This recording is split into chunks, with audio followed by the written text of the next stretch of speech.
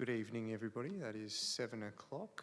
My name is Nathan Shanks. I'm the Mayor of the Town of Gawler. Welcome to our gallery members, staff and elected members on this ordinary council meeting. I'd like to start with a statement of acknowledgement.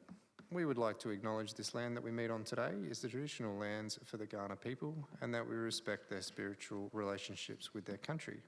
We also acknowledge the Kaurna people as the custodians of the Greater Adelaide region and that their cultural and heritage beliefs are still as important to the living Kaurna people today. Let's run through the agenda. We've got the attendance record, roll call. I do believe we only have the one apology, being Councillor Lorna. So we'll mark that down. Do I have any motions to grant leave of absence? Councillor Hennessy?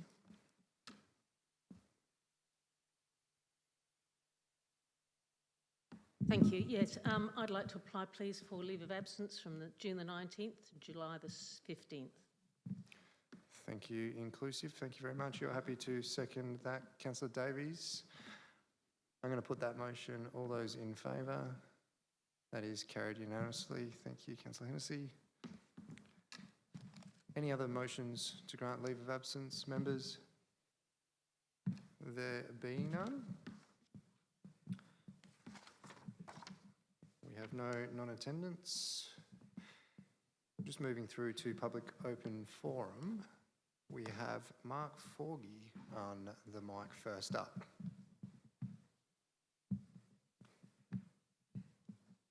Hello, Mr. Forgy. Anyway, thank you, Your Worship, the Mayor and councillors, for allowing me to present this evening. I just want to make a short statement just for people to consider certain aspects of the Willaston Cemetery report. And I'd just like to start with saying no person has been more supportive of the preservation of our historic cemetery than myself. But I have been conscious of a degree of idealism that was presented to the Friends of Willaston Cemetery and myself initially. An example of this was no vehicle access. This access was essential. This action is essential for visitation by next of kin who are usually poorly ambulant and also of the smooth running of funerals. And also, I just want to comment on when you're looking at parking bays on the east-west roads, that we need those so people can move into the cemetery for burials in a timely manner, so we don't end up with people parking down as far as Redbanks Road and having to walk in for funerals, keeping the family waiting for over half an hour. Now, really, the elephant in the room is lawn burials. There are probably 2 to 3 years left, and local residents have been huge supporters of lawn burials. I remember when Rob and John and I looked at this years and years ago. It only seems like last year, but it was several tens of years ago. And the burial's about 85 to 90% lawn and 10% in non-lawn burial. And this is what our community wants. This is a working community asset, not an ancient preserve like Martindale Hall. To tell local residents to go to Smithfield is very arrogant if they want a lawn burial. We currently have a large section of lawn in Block 2, which is on, you'll see on your plan, coloured appropriately green. And there's a barren section in Block 3, which just immediately adjacent, coloured in blue. And I can't see for the life of me how making that turn from blue to green is going to affect the historic aspect of the cemetery. It will increase the life of the cemetery, but everything in this life is finite. And if we stop lawn burials, the use of the cemetery will plummet. Remember, the more active, the more revenue, and the more visitors, the less vandalism. The memorial cost for non-lawn graves, which some people are advocating, is plus or minus 10 grand. Now, that's just for a concrete border with a small 600 by 750, no, hang on. Yeah, 600 by 450 plaque. Now, I think a whole heap of concrete foundations, side by side, in the middle of a historic cemetery, a grassed area would look loads and loads better. I put it to you, this plan preserves the cemetery but diminishes our community asset, penalising the people of Gawler who wish to choose burial, and specifically lawn burial. Lawn burial at Willaston for residents, that's provision for a husband and wife, one burial now and one burial in the future, is $3,566, and I'm sure that's going to go up in the new year with CPIs and all that in the new financial year. The equivalent grave at Smithfield is $10,160. That's a huge difference, and I don't think people should be subject to that. I mean, it's fine for me. As you all know, I run a crematorium and we're going to push people to cremation, but that's really not the point. I want people to be able to choose what they want to choose, not what they're forced to choose, and I'm happy to accommodate whatever they wish to choose. And I really rest my case on that. We need to continue to provide services that our community want, and they want the lawn cemetery, and we can do this as long as possible without damaging the historic significance. And I do note this might cause a bit of a bun fight with state heritage, but I think we've got to be up for the fight. Thank you. And somebody always told me, never raise criticisms without a solution. And I was looking around thinking, I've got to offer people an alternative because this is a dynamic thing. And I think this town should consider acquiring St George's Cemetery at Cheek Avenue, because as we know, the Anglican Church are divesting themselves of property at the moment under financial pressure. And there's a huge chunk of land behind that cemetery which will provide lawn graves, for lawn burials, and it'll be good for the, how can I put it? It'll be good for the people of the town to have that choice, and we can also, that's a growth area on that side, and we'll be able to do something. I don't know, I'm really throwing that in as a possibility. There's no real answer there, and I'm also willing to be on part of any committee that somebody wants to put me on. So thank you very much. Thank you very much, Mr. Forgie. And I've got Janine to speak again on the Willaston Cemetery Master Plan. Thank you, Janine. Thank you. For those people who are unaware, my name is Janine Hinton and I'm the chairperson of the Friends of the Willaston Cemetery. What are you trying to say? So the Friends were formed in November of 2015 at the instigation of the late Brian Thom in response to the Town of Gawler's Willaston Cemetery Conservation Management Plan that was, at the time, out for community consultation. One of the recommendations of the report was that a Friends group be formed. So at that time, the Friends met with the consultants and submitted written input. Subsequently, the draft Willaston Cemetery Conservation Management Plan, together with public submissions, were presented to the Infrastructure and Engineering Services Committee in February of 2016. They recommended to Council at a February meeting that the plan be updated to include the community consultation received and presented to the April Infrastructure and Environment Services Committee meeting. At this point, progress on the plan stalled and has remained in draft form. 8 years later, in 2024, it was again revised and the plan was ratified by Council. Throughout those intervening 10 years, the Friends have worked closely with Council on many matters, including the creation of information sheets, locating the families of damaged graves, plans for changes to the cemetery, and now the master plan. The Friends have attended regular meetings with staff and the consultants and acted as a focus group, spending many hours providing detailed feedback. The aim of the Friends is to research and actively support, conserve and promote the cemetery. Social media and an email list enable the Friends to communicate to some 470 people locally and from further afield. Other posts are regularly shared by the network of like-minded organisations. Members of the Friends include the RSL, the National Trust, Trees for Life, Taylor and Forgie, various heritage groups and community members. Together we represent a wide cross-section of the community. To close, we're pleased that this report has come to you for your approval.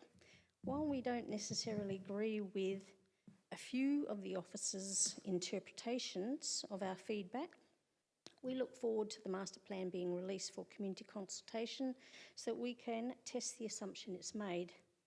One of those things, again, is the lawned area, and I'm interested in seeing the lawned area have some sort of pathway so that it becomes aligned with the old alignment of the heritage plan. So my dad is buried in the lawn area. My mum, who's 94, struggles to get her walker across that spongy surface. So I'd like to suggest to council and have them consider that maybe a 2 metre path, 2 metre, 3 metre path be put between rows G and F, which is one of those main thoroughfares that you can see on the map, and maybe just mow the lawn down quite close to the ground. So you've still got the lawn there, but it provides a hard surface. So Mum can't go and visit Dad without either my brother or myself supporting her, because she can't get there on her own without having to wobble all over the lawn with her walker. And it's risky for her to do that. So we said, no, you can't go without us, Mum. But she complains because she can only visit Dad when we're available and not when she wants to. So I'd like to put that suggestion to council and leave it with you. Thank you very much. Thank you very much, Janine, for that. I think we're going to see some good, educated community consultation if this gets up tonight. Do I have any questions for the speakers? Councillor Davies, you had a question? Yeah, just, I guess, for Janine, you mentioned interpretations of your feedback and that sort of thing. I was just wondering about if you had any more to say about that one.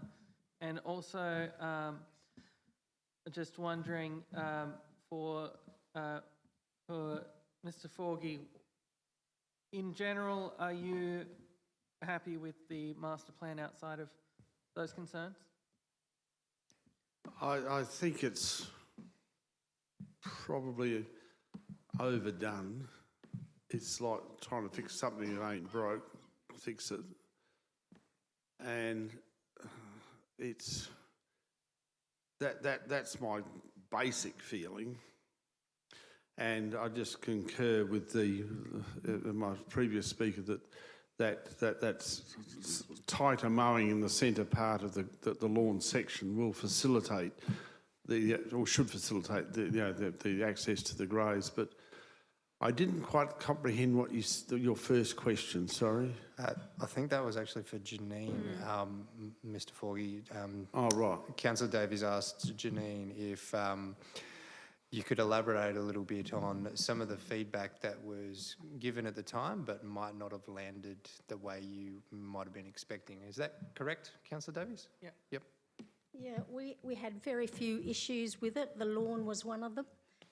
We would like to see the Friends also acknowledged for the work that they've put through. And also, we're keen to get this sorted out so that the plan doesn't end up sitting on the shelf. So we're going to be very actively pursuing things with the plan, especially the low-hanging fruit that we could probably help council with all the other organisations who are involved with the Friends of the Wilson Cemetery are very keen to be involved and to support council in some of those projects that need to be done. Thank you very much. Does that answer your question, Councillor Davies? Yep. Any other questions for the two speakers before I move on? There being none, thank you very much for addressing council. I'm sure your points will be taken on board and I'm sure this isn't the last we'll see them. Thank you. Just moving through, I'm going to move on to deputations now. We have Paul here to speak on behalf of Healthy Environs, is our consultant who will be speaking to the first item on our agenda. Paul, would you be able to come up and take the microphone? Thank you very much, Mayor. Thank you, councillors. And thank you very much for welcoming me this evening and providing the opportunity for me to address you on the work that we've done to assist the town of Gawler with the Disability Access and Inclusion Plan and the engagement we undertook to support council's development of the new plan. Firstly, I'd acknowledge the papers that you received in your agenda pack. I think they cover the issues very well, so thank you to Linda and her team for presenting that in a very thorough, summarised manner. So I'll limit my remarks largely to providing an overview of the engagement approach and the key themes that emerged from the work that we did. Susie, I might just ask you if you could flick through my slides, please. Thank you. Firstly, I'd say look, access and inclusion really is ultimately about people feeling connected, welcomed and able to participate in community life. And they are really key principles that came through from the Acknowledgement of Country that we opened the meeting with. So I would just like to echo that acknowledgement and also pay my respects. The work that Healthy Environs were engaged to do was to support the development of the community engagement process that informed the development of the draft Disability Access and Inclusion Plan, what I will call tonight the DAAP. Our role was, just on that previous slide, please. Thank you. So our role was to assist council in delivering a robust and inclusive engagement process to ensure that the draft DAAP was grounded in lived experience. And unapologetically, you'll hear me use the term lived experience quite a bit this evening because that's a really important part of a good process that hears from the people that are living with disability and people who care for people with disability every day. And that lived experience is a critical part of making sure that a plan reflects what they need and what is genuinely being experienced in the community. And our role was to do that and to provide local insight into the planning process. And I'd like to thank Chris and the executive for the very collaborative approach that we took. We worked very closely with staff, with your community members, and thank you to your teams for that collaboration. So thank you, Susie. So just briefly, we'll go through the context of what a DAAP is very briefly and why it matters, talk about the importance of engagement, how we went about our task of engaging with the community. We'll talk about the reach of that engagement and how connected the community was into this process, and it was actually comparatively a really strong process, and the responses from your community was outstanding. And then we'll touch briefly on the key themes that emerged and what we heard. Thank you. So I've just used this infographic just to, I guess, give you a bit of context around where the DAAP sits in terms of the state legislation, the state plan. Linda's paper did an excellent job of framing up where the DAAP sits in terms of the regulatory environment. I just thought this would be helpful in understanding that the Disability Action Inclusion Disability Inclusion Act and the State Disability Inclusion Plan establishes the broad framework and expectations. But the really important part is the way in which that's translated into something meaningful and locally relevant to the Gawler community. And that's where the engagement process is critical. So the community and staff engagement ensure that DAAP reflects the views of the community, the lived experience, which I mentioned earlier, and has real, genuine local connection and meaning, linking the legal foundation and a practical plan that can deliver better outcomes for your community. And so in that way, it's more than just a compliance document. And ultimately, the goal is to produce that 4-year action plan that helps strengthen access, participation and inclusion for everyone in your community. Thank you. So in terms of how we design the engagement, the purpose of it, as I've said, the capturing of the lived experience was an incredibly important part of this process. and the program was designed to make sure that we reached into the community across a number of methods. The process wasn't focused solely on identifying barriers. That is part of the process, it's an important part, but also identified practical opportunities to strengthen access and inclusion across everyday community life. And ultimately, the purpose of the engagement was to make sure that the draft plan reflected what the community were feeling and experiencing, and that was understood by decision makers, and there's a plan in place to address those issues and address those local perspectives. Thank you. So, as I mentioned at the outset, it was a really robust process. We worked with the town of Gawler, the executive, with Linda and her team, to make sure that it was a process that was inclusive.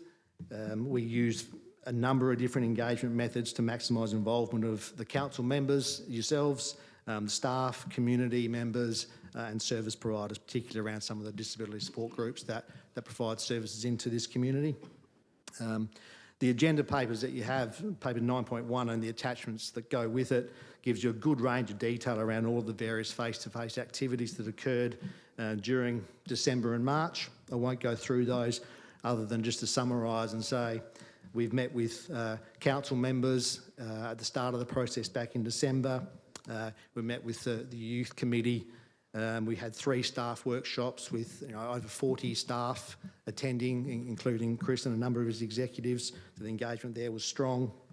We met with Dementia Care Alliance, the disability service providers through a workshop fashion, Gawler District's Community Services Forum, and an open community consultation forum. So in terms of reach into the community, it was, I think, a well-structured, inclusive program that was accessed quite readily by members of the community.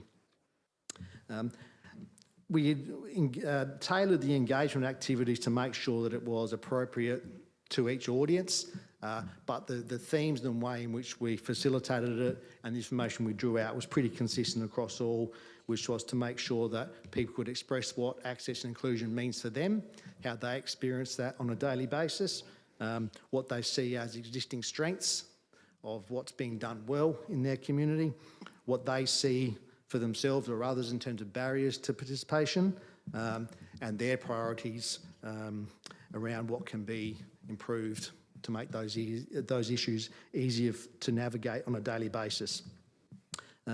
Those face-to-face activities were complemented by a community survey, which was open for a good period of time, just under 12 weeks, so almost 3 months for the community members to have time to give their feedback through that survey, either in online form or hard copy. And as you scroll through the next 2, you'll just see another couple of photos of some faces you may recognise, and it was, I think, the workshops very well received, and we were really impressed by the amount of insight we gained through that community process. So if we just go to the next one, please, Susie. So just as a snapshot, the engagement outcomes, and we were certainly very pleased with the level of community involvement with the 6 workshops that we facilitated, the 3 staff workshops that I mentioned. So the reach was extensive. I think what that really indicates is you have a very engaged community with a strong interest in this area, which is excellent. I think that positions the plan really strongly to say that it really speaks to what the community have told you. More than 330 people participated across the various engagement processes, including the survey. And as I said, I think that gives you good confidence that the community voice has been heard in developing the plan. So I'll just move on now, please. This is a thematic display of some of the key themes that we heard from the engagement. They're covered in more detail in your agenda papers, but I'll just sort of touch on some of the key themes. And one thing I would say at the start is that the consistency of themes that emerged, regardless of the groups we were speaking to or the methods we were using, a lot of these themes were very consistent across groups. And the first I'll draw out is that access is broader than infrastructure. I think sometimes when you think of these issues, it's easy to think of the things that are obvious to you, like maybe, building access, ramps, things like that, that I guess are certainly important, but what the themes of the feedback very strongly told us was that it's more than just about ramps and buildings and more than physical infrastructure. Other things such as, the way in which information is made available, the communication methods, the attitudes that people face daily, and being able to participate in their community and have that sense of belonging is just as important as those more obvious things that people think about when they think about access and inclusion. The second key theme, and we see this in other work on DAEPS, is that transport is a real issue, and connectivity, transport and connectivity absolutely matter. So transport, footpaths, parking, pedestrian connectivity. I'll just sort of reflect on the comments that were made earlier about the Williston Cemetery. That's a really good example of where something impacts people in their terms of their day-to-day ability to conduct their lives or go where they want to go because of a way in which an environment is set up.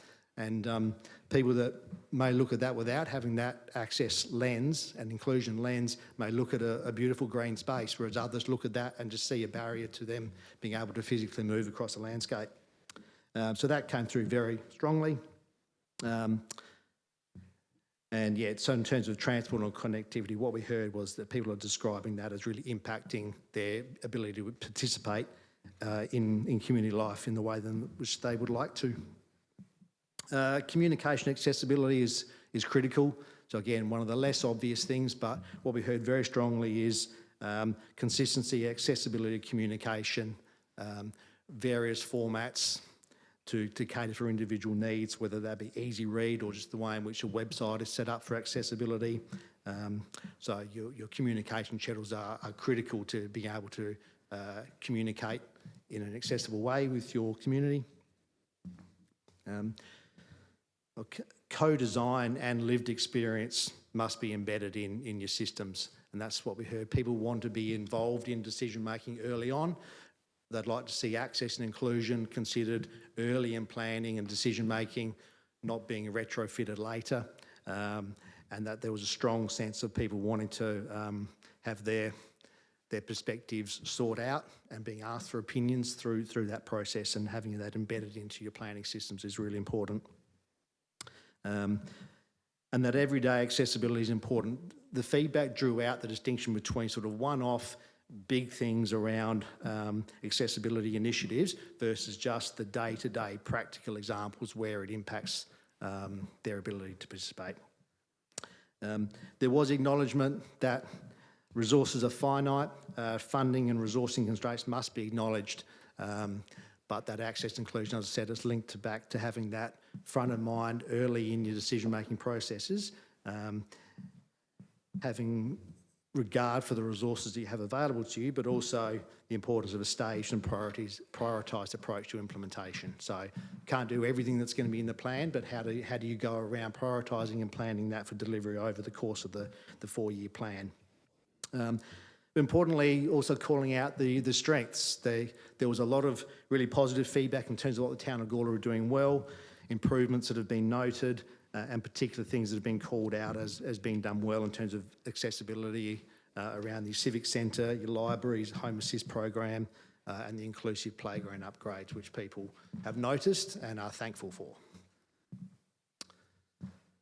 So I'll just leave it there if I can, and just sort of summarise and say, look, the overall, the engagement demonstrated that there's strong community goodwill and a willingness to work collaboratively with council, a really strong connected community shown by those numbers, which are excellent. And I think the plan now that's come off the back of that engagement work, you can be confident that it's had a robust consultation process. This is only stage one. I know that the Chamber is being asked tonight to consider the plan, and that sits with Linda and Chris and the team. But if that is endorsed by the Chamber, then there's another period of consultation, but I feel confident that there's been a genuine opportunity thus far for the community to have their say. And I'd just again like to thank the town, Chris and the executive, for the opportunity to work with you on this, and thank the council members, councillors for your time this evening, and through you, Mr Mayor, if there's any questions, I'd be happy to address them. Perfect, thank you very much. Do I have any questions that aren't on the crest that you might have picked up? Was that what you were looking at before, the crest? Oh, the bird. Sorry. Any questions for Paul? Councillor Hughes. Yeah, just a question on the prioritisation, and yeah, also, think well done. It was a fairly small budget, tight timeframes. I think Linda and all the staff got behind it, which is fantastic. But just in the past, in this area, council has been sort of, there has been a lot of mud thrown at council, sometimes for the right reasons and sometimes not. But just on the prioritisation and some of the priorities, you've got short-term, medium-term, long-term, and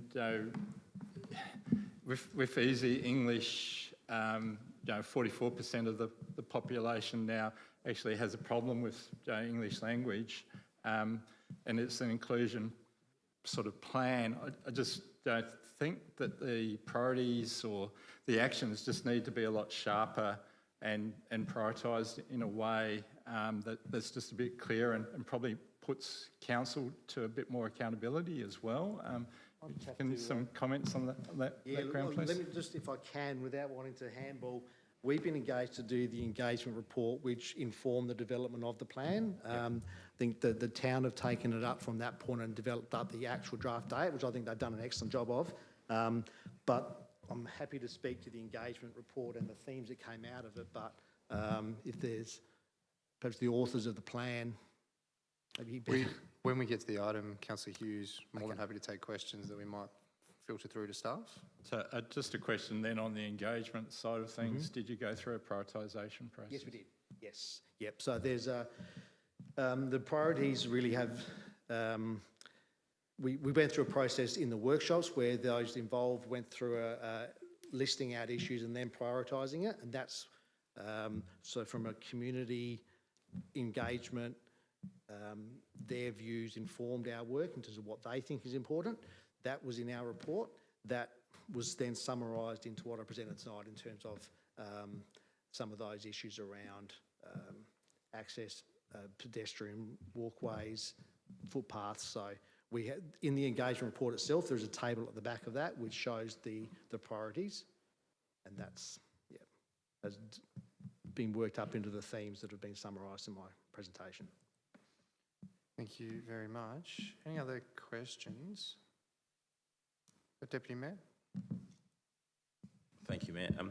Just want to preface by saying I think that it's a credit to everyone involved that how many people came out and gave their thoughts on this, and we talked a little bit about intersectionality and other issues and how they compound in presenting some access challenges for people. So I think that they covered off really well on those sort of intersectional markers that have been touched on by state government. But there was one that was raised in a council workshop, and I note that there's less than a fifth of the people who were part of the engagement were men, and there were particularly older men who may at times are less likely to identify as having a disability while having some of the same access challenges, and also it's a demographic where people are not reaching out for healthcare advice and things as much. So I understand there's a challenge with if people are not wanting to come forward and to talk about these things, it's hard to engage them. But what are we doing to make sure that that demographic is not missed in some of the particularly older men who are not as comfortable talking about these things and who do suffer some of those consequences of not being able to access services?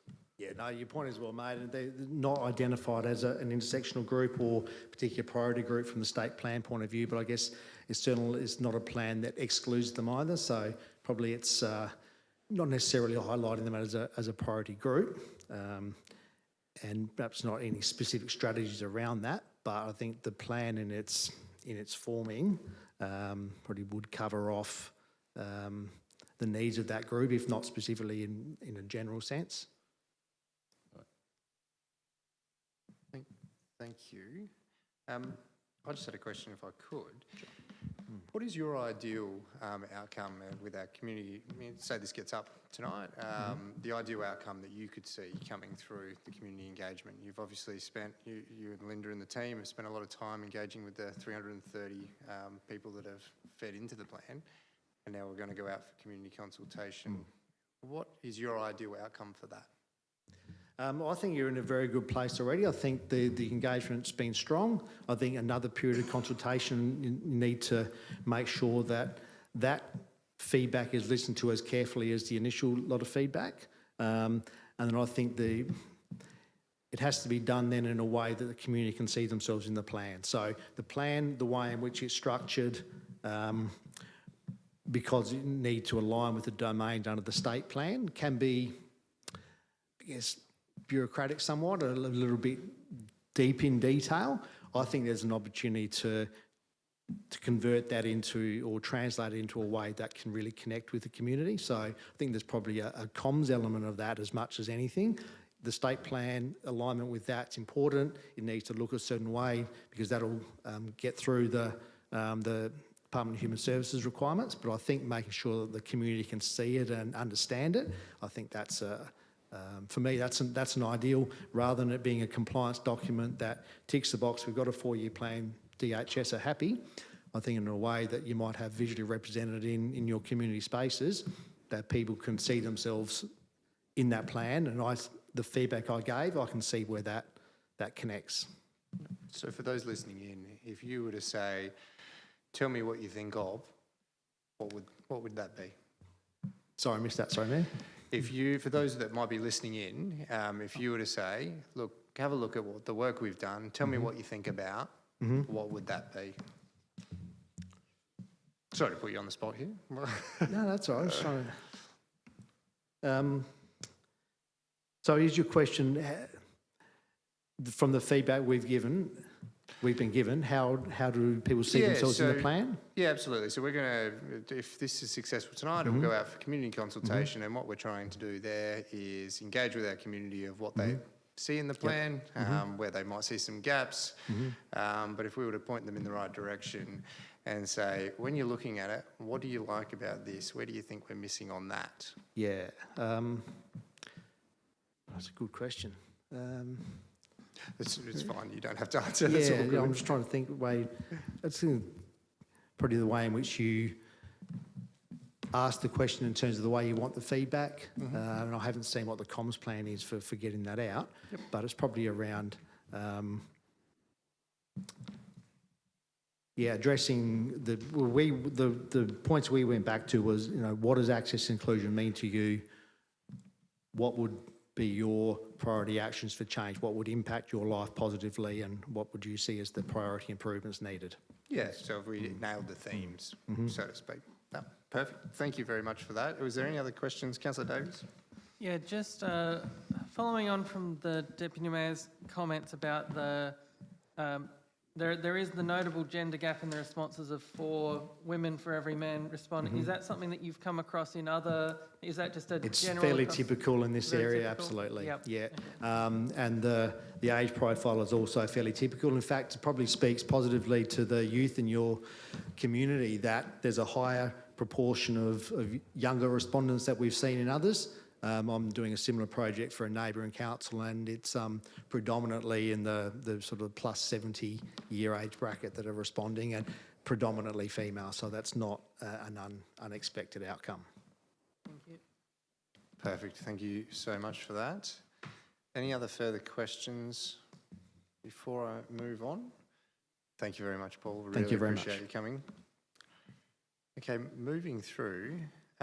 Look, I did realise it's probably remiss of me. I didn't actually ask for any other public open forums. We have moved past, but I didn't have any other public open forums that I've missed before I move through to the agenda. No? Perfect. Okay. Adjourned items, we have nil. Petitions, we have nil. Looking for a confirmation of minutes for the ordinary council meeting on the 28th of April. Councillor Hennessy, you're happy to move. Councillor Hughes, you're happy to second. Any discussion? There be none. I'm going to put that motion. All those in favour? That is carried unanimously. Thank you very much. Business arising from the minutes is nil, and we move on to our first decision report, item 9.1. Do I have any questions on this one? Councillor Hughes noting you might have some questions for staff. Yeah. Yep, you're happy? Yep, I'm happy to take questions before I look for a mover. You're happy to ask some questions? So Councillor Hughes? I'll repeat my earlier Yeah, question. if you wouldn't mind, yep, just I'll ask it through to the CEO and he'll delegate. So, yeah, basically, I mean, my reading of it's going out for consultation. There's quite a lot of ongoing actions which sort of make sense, that they need to be ongoing. Short term, which in the scheme of things is 1 year, 12 months, or up to 12 months. Medium term, that 2 year to 3 years, I think, and then the 4 years is the longer term, which is the life of the plan. But yeah, just looking at just trying to sharpen up to set up a scorecard, a work plan. Is that in sort of something that's the next step after this, or how's that progressing? Thanks. Mr. CEO? Thank you. Through Mr. Mayor, I might just refer that to David. I know we certainly had a conversation about this because it was top of our minds as well in terms of the timing. Yeah, so through the chair, that is certainly the next level of detail, Councillor Hughes. So we're hoping, as part of the community consultation process, some of those priorities might be further streamlined and identified by community as well in response to the plan going out. And then Linda and Chia are tasked with essentially developing a work plan based on those short-term, medium-term and ongoing items. What are we going to cover off in the first 12 months? What are we doing in years 2 and 3? And those sorts of things. So that is the next level down in terms of an action plan for internal staff to manage and deliver on. Follow-up question, Councillor Hughes? Yeah, just how that will be reported back to council. Would that be 6 monthly, 12 monthly, just the annual reporting? Any idea there? So through the chair, we can certainly report back to council every 6 months on how we've gone. We do have to do annual reporting, is that right? Yes, annual reporting on our progress through to the Department of Human Services, but we can provide council members with information updates on a 6 monthly basis on delivery. That's no problem at all. So we've got the plan going out for community consultation. We'll get a report back on how that went. Is that something you'd be able to note in that report that we... Yep. No worries at all. Follow, Councillor Hughes? It's not really, it's probably more a statement. Just again, this is not a criticism of the work. I really appreciate the work that the staff have actually put into this on top of their normal work, and getting the consultant coming in and doing that work. I think that's excellent, just trying to sharpen it all up. So, but yeah, well done, everyone involved. I think it's really good. Thank you very much. Any more questions before I look for a mover? You got a question, Councillor Samble? Thank you, Mayor Nathan.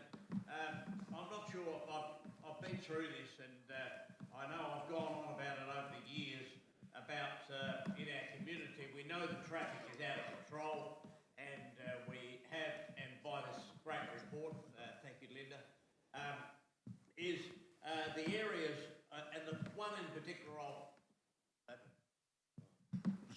and the one in particular that I pick out is 14th Street, the Elderly Centre, and as with the name, many elderly people visit there. They have to cross 14th Street, and if you ever want an experience, go down there and take the chair down and sit and see how fast cars go up 14th Street. The police get a bit of revenue out of it, but people just don't understand that there's elderly people to walk across the road. I would like to certainly see, I'm not sure whether they still call it Wombat Crossing, but I always remember the Mayor of Light was told he could not put a Wombat Crossing across a main street. Well, he did. He put it in the main street of Kapunda, which is a major road. I've just recently been up to the Speedway at, as you do, at Mildura, and all around Mildura are Wombat Crossings. And guess what? The traffic are unbelievable. As soon as they see somebody come near that walkway, the next spot I want to pick on is Murray Street. Slow the traffic down in Murray Street. Murray Street traffic is getting well, more of it and also faster. And people have to take time to get across the street. And if they get to the first one in the middle, that's lucky, and try to get across the other side. There's not many cars that will give away. I would like to see, whether it's at all possible or too far down the track, that we look back into the point of these crossings to have wombat crossings in our town. I think it's very important for the ageing population we have and the way that traffic has got certainly double. I mean, I heard today a story where Murray Street, 20,000 cars a day. You know, that's not bad, is it? You know, there's a bit of fuel you're getting used up there. But 20,000 cars, we've got 3 walkways across Murray Street. Slow the cars down. So the question I'm going to take from that is around I'm just making a point. Yeah. Oh, okay. If you can just save that to the debate, Brian, that would be fantastic. All good. Any questions before we move into debate? Did you have a question or are you happy to move? Any other questions? I've got a mover. Councillor Davies, would you like to move the motion? Yeah, I'm very happy to support this to go out to community consultation. I think it was a very comprehensive community engagement. I know the youth committee really appreciated the chance to talk on this issue. The mayor and I are the 2 council reps on there, and I think we were both there for quite a robust session.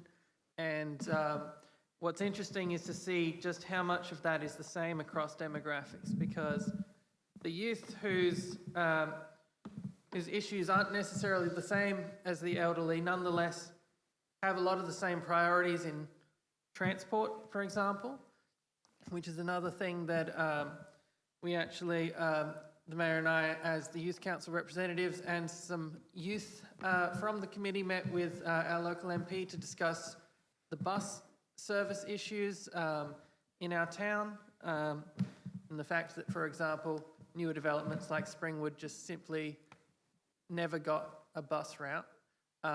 And these are things that keep coming up, and it's really great to be able to say, this is not just a youth issue, this is not just a elderly issue or a wheelchair issue, or this is across the board. People have a lot of the same priorities, and it's really helpful to be able to get that all in one document. So I'm definitely happy to support this to go out to community consultation.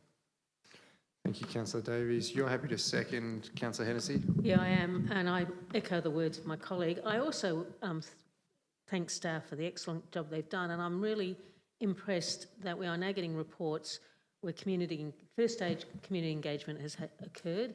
I think it's improving the quality of the reports we're getting, and I think it's marks a significant interaction that we're now having when we're trying to formulate policies and plans. So well done. Thank you very much for those words. Any further discussion? Deputy Mayor Solomon? Thank you, Mayor. And yes, happy to support this. I think it's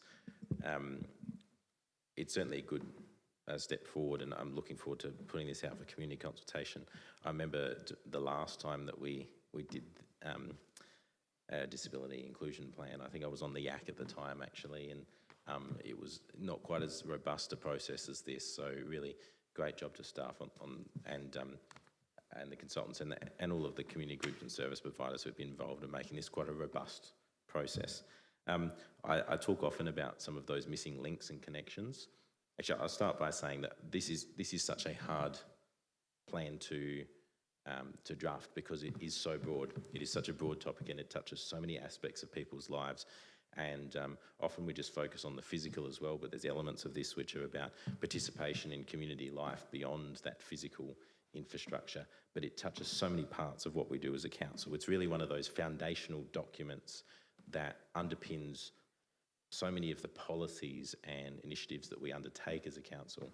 So it is a hard document to condense down, but it is one that's really important that we get right because it does lay that foundation for so many other things that we do. And missing links is something which I do talk about often.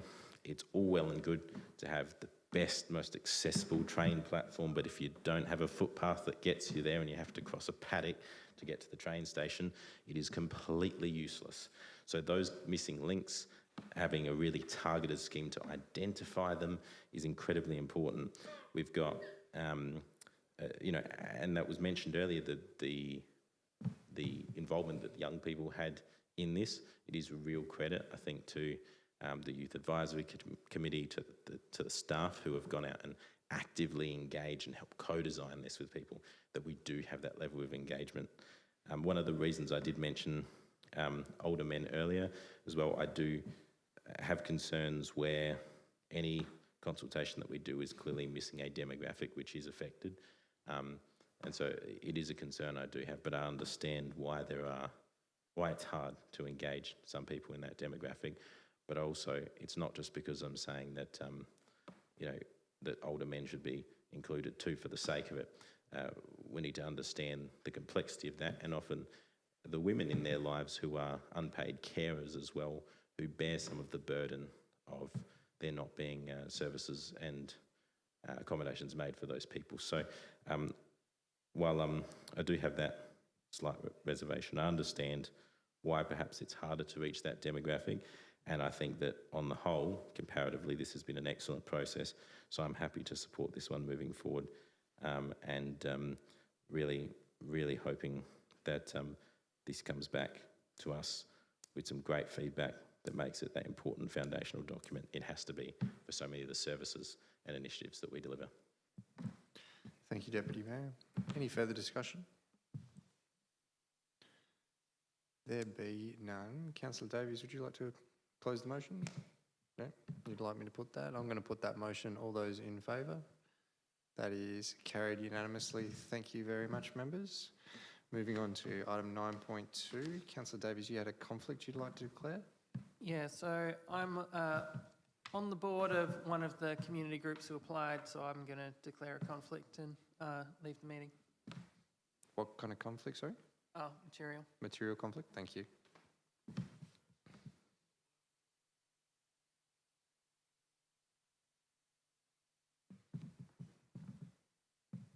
We'll just let Councillor Davies leave the room. Do I have any questions on this item before I look for a mover? It's on page 71. No questions.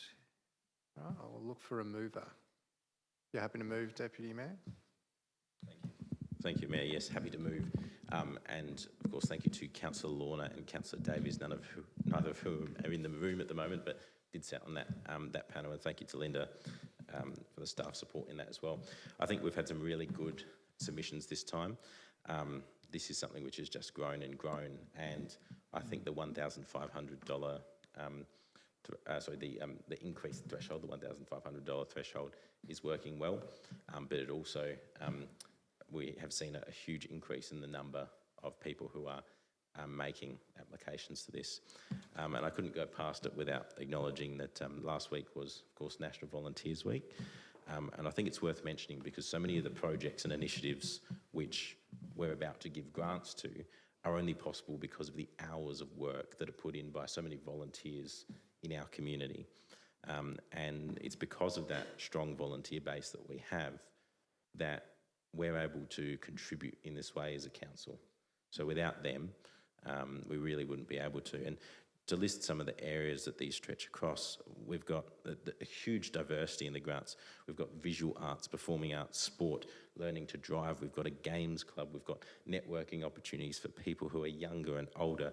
We've got initiatives focused on domestic violence, on men's well-being, on connection to culture for Aboriginal children in foster care, poverty alleviation initiatives that people are undertaking, and of course heart health as well. That's just the range that we've got in what we're about to fund. And so as a council, I'll say it again, it's important that our role is not just to run services and initiatives for people, but to empower the people in our community who already have that knowledge and do such a good job in providing these opportunities for people to engage and be part of their community. So thank you to all the volunteers that make it possible, and an excellent job to everyone who put in a submission, because these partnerships are really important for making sure that our community continues to thrive.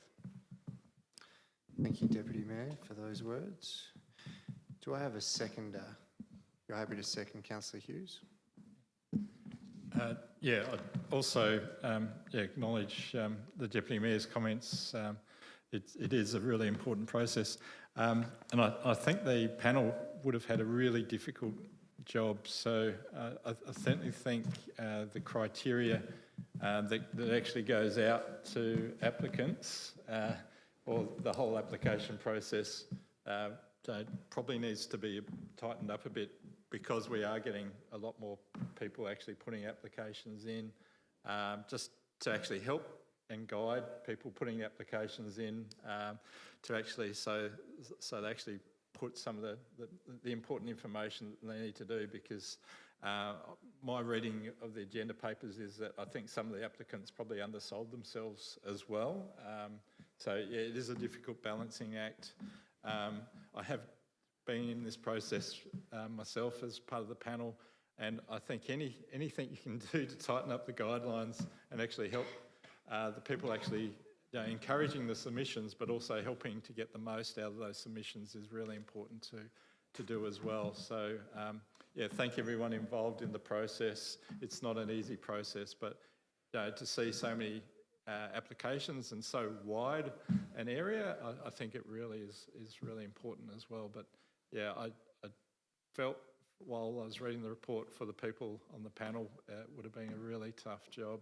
Yeah, fully support what they've come up with, and yeah, just anything I think that can be done to help for the future, I think really needs some help with those guidelines, because I think some of the organisations, just reading it, I think they undersold themselves in what they're asking for and just didn't come across. But it's also, there is a limited bucket of money as well, and trying to prioritise that is difficult. But yeah, no, thank you to all involved.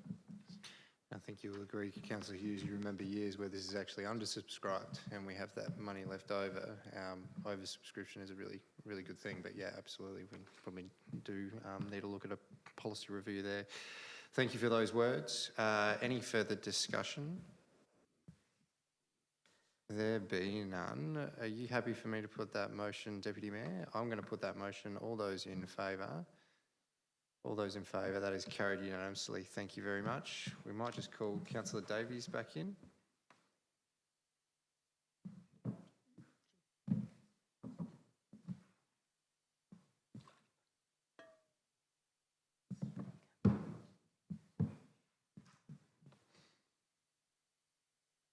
Okay, we're on item 9.3 on page 86.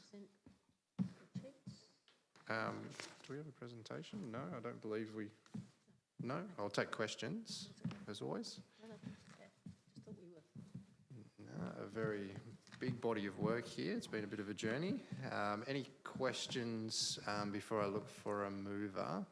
I've seen Stacey strategically move herself near the microphone in readiness. No questions. The presentations must be that good. No? All right. You're looking for a mover then. You're happy to move Councillor Davies, and you're happy to second Councillor Hughes. I'll come to you second. Would you like to speak at all, Councillor Davies? Yeah, look, just to say this is, I think the fact that we don't have any questions is less to do with it being simple and more to do with us having had several great briefings and information sessions to get us across this, because this is quite a substantial body of work. I was talking to someone earlier today who said they had a look at it and were interested, but 250 double-sided A3 pages of information is quite a lot to take in. So I was talking to Stacey about the when it goes out to public consultation, what form that will take, and I think obviously it's going to need to be a little more concise, but it's good to have the whole thing out there. I think this is one of the most important pieces of work of this council. We need our town centre to continue to be viable into the future, and happy to send this out for community engagement. Thank you, Councillor Davies. Councillor Hughes, you'd like to second?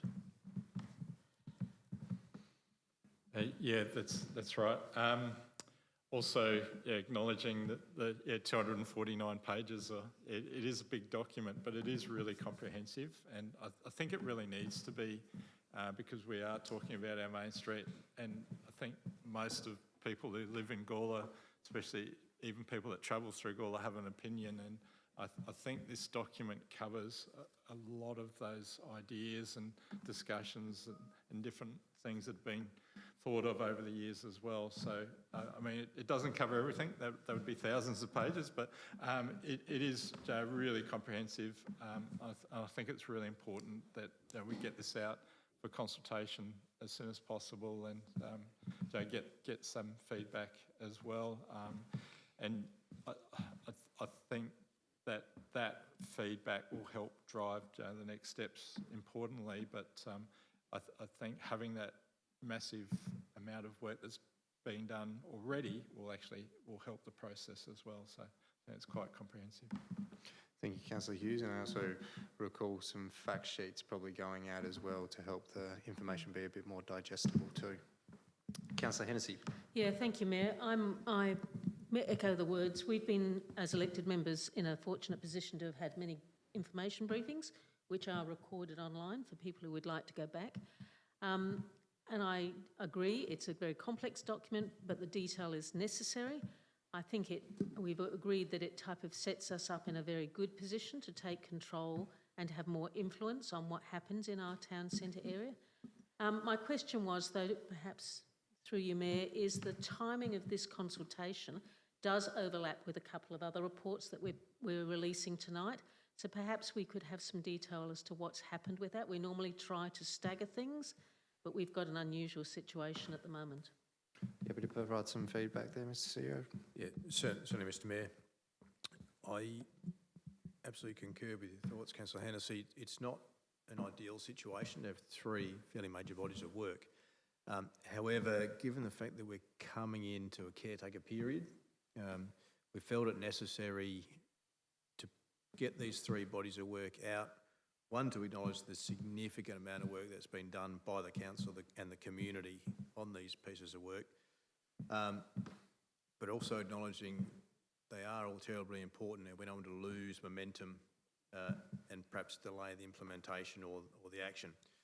So, as I said, I agree. However, I think the impetus and the need for these important bodies of work outweighs that, and we should proceed. But what we will do is, when we're constructing the community consultation process, we'll be very conscious of the fact that we need to create three distinct consultation pieces so that the community don't become overwhelmed. So we'll have high regard for that. Thank you, Mr. Mayor. Thank you, CEO. Thank you, Mayor. No, that's I think, yeah, as clear as we can be. I guess my last comment is, again, this has shown a lot of already community engagement, and I know several members of the Business and Economic Development Committee have been involved through the consultation period, and so we have people fairly well aware of its importance and had already had their chance to have their input. So yeah, again, full marks to the fact that we are early engaging. It's making for quality reports. Thank you, Councillor Hennessy. Any further discussion? Deputy Mayor? Thank you, Mayor. I was asked earlier today what keeps me up at night, and other than reading council agendas, I have to say that failing to deliver on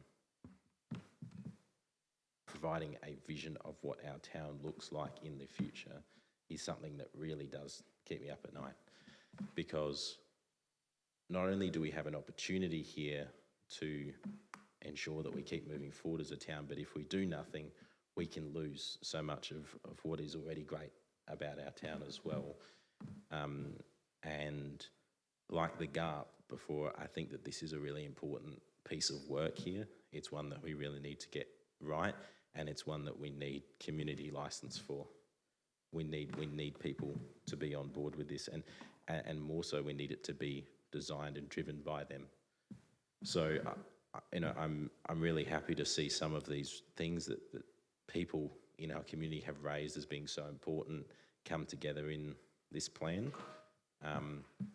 There is so much more work to be done, but this is something which really brings everything together. And we've had in previous years so much ad hoc development which doesn't match with so many people's ambition for our town. And I like the wording in this, that it talks about being an aspirational plan, because that's what it is. It should capture the aspirations of our community and where we want to go. But we have these ad hoc decisions because everyone is on a different page about where we're going. Now, there's necessary conflict and there's necessary competition that needs to happen there. It needs to be robust debate on how we get to where we're going, but we can't continue to have no direction and no destination that we're heading towards. So I'm really, I hope that this plan will start to serve as that, where we get a direction for where we are heading to, and it's something that is driven and created and driven by our community, so that we can be on the same page as a council and have an idea of where we need to go. But there's some excellent things in here. We'll come up with, I've already started to think about some creative ways which we might be able to talk to people about this, because it is a lengthy document, which is in some parts a bit dry. So really looking forward to going out to consultation on this one. Thank you, Deputy Mayor. Any further discussion? With the Chamber's indulgence, this is one of those pieces that I can't help but provide a few comments. I won't do it for the rest of the night, I promise. But I concur with the sentiment of those that spoke tonight. I think this is one of the single most important strategic documents that we've worked on as this council. What this actually does is it actually goes out and says what we're open for business for. However, in the same way, protects our identity in such a way of what it will look like into the future. And if we don't do this work, what ends up happening is we get developed, and we get developed not with us, it actually happens to us. And this piece is going to be a critical piece to mark our position in what we are moving forward, because if this isn't done correctly and we don't see that investment, the smart investment come into the town, and sympathetic multi-use and multi-stories developed through with, and we're not talking about skyscrapers or anything like that. And unfortunately, sometimes what I've seen in the past is when we do talk about multi-level, it's intimidating.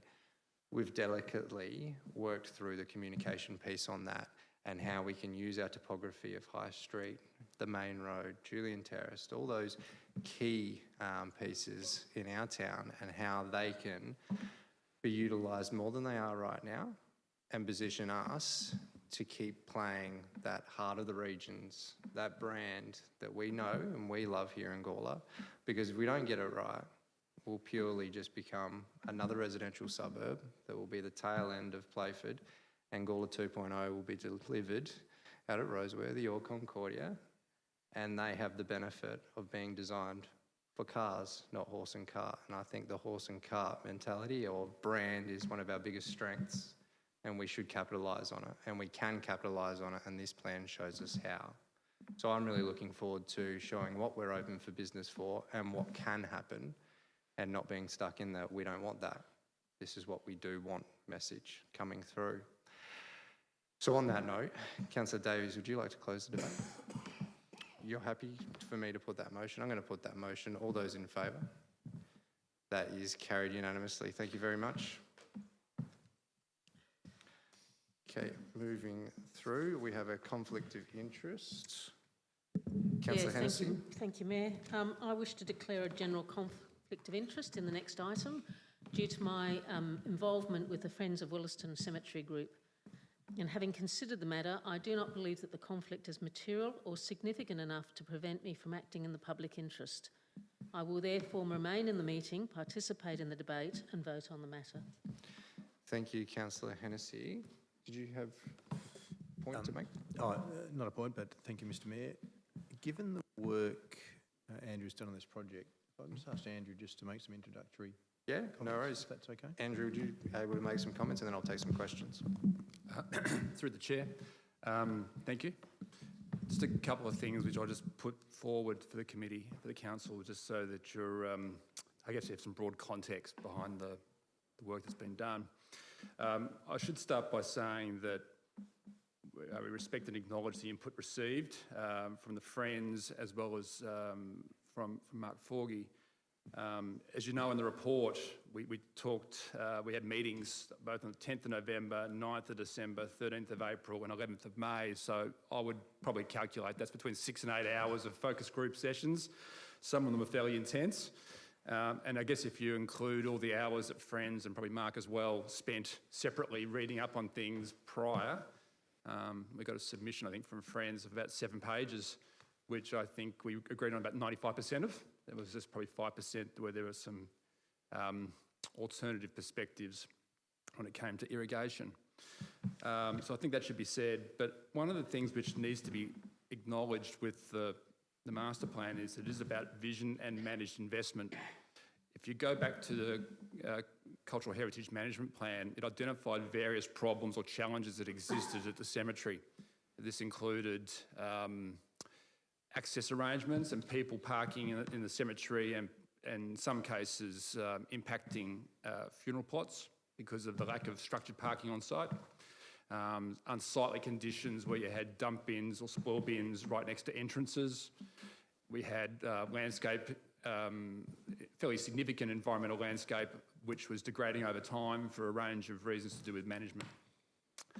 I suppose the master plan, not only is it a response to the conservation, the Cultural Heritage Management Plan, but it's to avoid a lucky dip scenario where everything's important and therefore you can't prioritise anything. There's proposals in here for upgrading of toilets and facilities and sheds and shelter, and the ability for people to move around the site, particularly on hot or otherwise intemperate weather days.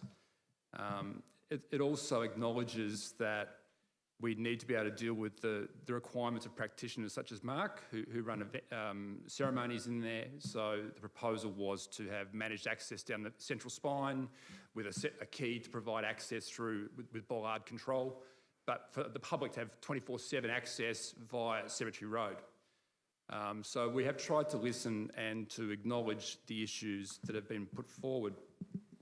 I would also flag that if we don't have a staging plan and if we don't have something which is linked to a 10-year long-term financial plan, there's never going to be the resources to deliver.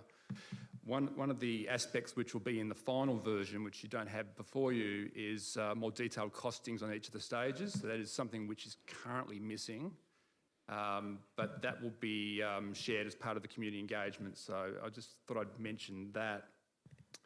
There was a comment made, I think, with the right intention, but I would just qualify the response, which was that there was a thought that the master plan was too bold. I would go the other way, that in fact it tones back some of the aspirations that we'd perhaps previously thought about. The central circle area on the master plan, which is on page 21, there were some suggestions about putting more of a building structure in place just to create a more, I won't say wow factor, but a focal point in the middle of the site. That's now been taken out, largely on the advice of Friends, and we support that. The CHMP talked about sound walls on the highway. The issue is we didn't have the money to do the acoustic assessment, and to do sound walls likely of the scale needed is potentially in the millions of dollars. And I think that's therefore put as a later investigation, because if you're doing the investigation, you need to be consequent, aware of the impact that will have in terms of the investment required. And I think there's a few other things along those lines, but I do commend the master plan as a fundamental move forward. There are some things we'll need to test. There are some things that have been said tonight which haven't been shared before. For example, Friends wanted the irrigation, I don't want to generalise it, but I think there was a view that the irrigation should be largely removed. There's an alternative view that it should be expanded in terms of the green area into the Innerman garden I think that there are two spectrums to there, and we're probably in the middle in terms of our view, which was status quo. But I think that's what you test in the community, and we go from there. Thank you. Thank you, Andrew. Do I have any questions before I look for a mover? There be no questions. You've got a question? Thank you. Question, Councillor Sam? Yeah, question. Yeah, question. Around about 2 years ago, there was a lot of discussion. I'm sure Councillor Hennessy would recall it, about the point of the sugar gum trees, the very high ones. And the major complaint that I've received on the times I go out to see Mum and Dad and my mother and father-in-law, I mean, they're right underneath the peppercorn trees, and the amount of rubbish built up and everything is absolutely amazing. And there was discussion of the meeting, it might well have been 2 years ago, Councillor Hennessy, where they were going to be pruned back, because when they are pruned back, they form a beautiful look about them and they grow back very quickly. Is there anything at all that's going to be done with them? My mother and father-in-law are right there up where the beautiful paths are now, so there's no rubbish there. So I'm just wondering if there's any talk about cutting them back. The CHMP and my understanding of the master plan is that there was a view that it'd be a staged transition with the sugar gums, that ultimately there'd be alternative species. I don't know if we've really settled on the final species to be put in place. There were a range of issues with the sugar gum, some of which you've mentioned, but questions to do with it outcompeting other aspects of the cemetery and the vegetation and so forth that's around. I think that's something we'll test further as part of the community engagement and get some clarity on what the replacement species will be. And that's something which I've been talking to our landscape architect about as well. So we'll come back to you with some further thoughts on what that replacement looks like. Can I just... Yeah, follow-up question? I mean, wood at the moment is $550 a tonne, and we're just about to come in. We can make some dollars out of that, you know. Noted. We've got to do it soon. Thank you, Councillor Sample. Any further questions? There be none. I'm going to look for a mover for the officer's recommendation. You're happy to move, Deputy Mayor? If no one else is wanting to move, I'm happy to move. I think, and thank you to both the speakers that came to speak tonight. And I'm really looking forward to some of that feedback which has been foreshadowed, which will come as a result of the consultation here. But I think I won't speak too long on this one, but yeah, very happy to see it go out, and you know, a great job to everyone who's been involved in the hours that have been put into this. Thank you, Deputy Mayor. Do I have a seconder? You're happy to second Councillor Hughes? Would you like to speak? Yeah, just briefly. Thank you for everyone involved. It is a massive piece of work that's been ongoing for quite a while. Be interesting to actually get the feedback, especially there's been talk of the access path and the size of the lawn area. I've actually had people contact me about the lawn area as well, and I don't think the intention was to cut the irrigation off, but to reduce the area of lawn. But yeah, there's lots of opinions there. But yeah, I think it's a really important part of Gawler. It is really treasured by a lot of Gawler people, and the work that the council has been doing on the sorting out the drainage and the other work around the cemetery over the years has been, you know, it's really uplifted the whole site. It really needed to happen, and I think in a lot of cases the actual staff have really, you know, sort of taken it under their wing and really looked after the cemetery, and it's a real credit to that work which is ongoing. But yeah, just really think it is important that we do get the comments back and we work from there. But thank you for everyone involved. Thank you, Councillor Hughes. Any further discussion? Councillor Davies? Yeah, happy to support this to go out to community consultation. I was, yeah, definitely interested in some of the feedback that we've already been receiving. I think there's a lot of a lot of variations that could happen, but it's just a very, I think what we're all in agreement on is that this is a very important place that needs to be done well. Yeah, the lawned area. I won't comment on it for now because I'm buried my nana in the lawned area less than 2 weeks ago. But I think it is a beautiful cemetery, and definitely happy to see what the feedback is. Thank you very much, Councillor Davies. Any further discussion? There be none. Deputy Mayor, are you happy for me to put that motion? I'm going to put that motion. All those in favour? That is carried unanimously. Thank you very much, members. We move on to item 9.5, which is on page 198. Any questions on this one before I look for a mover? Deputy Mayor, question? Yes, thank you. Thank you, Mayor. Might just ask through you, Mayor. Thank you. I might just ask through you, Mayor. Now, Turner Street is a weird street. It seems to go off in two separate directions. Can we just get a bit of, if there is available background on why the road originally was built that way and what the intention was? Was it going to connect through to create a linear link between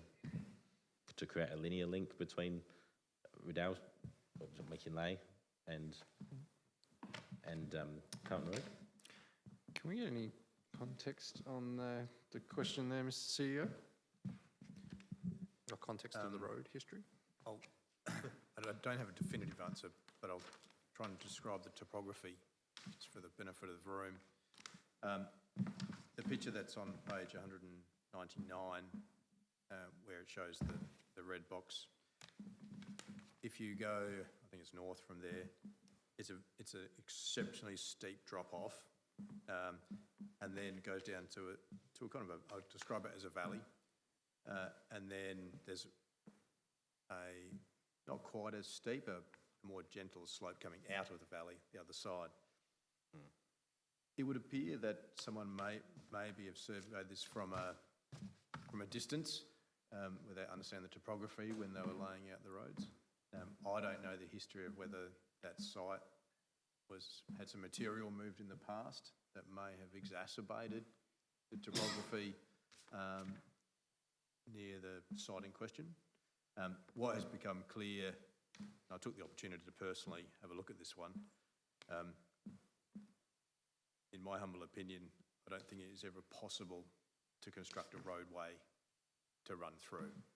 And then then you're going from that point to the next step, which is okay, if that's the position, then you're able to consider the next step, which is I'm proposing to you this evening.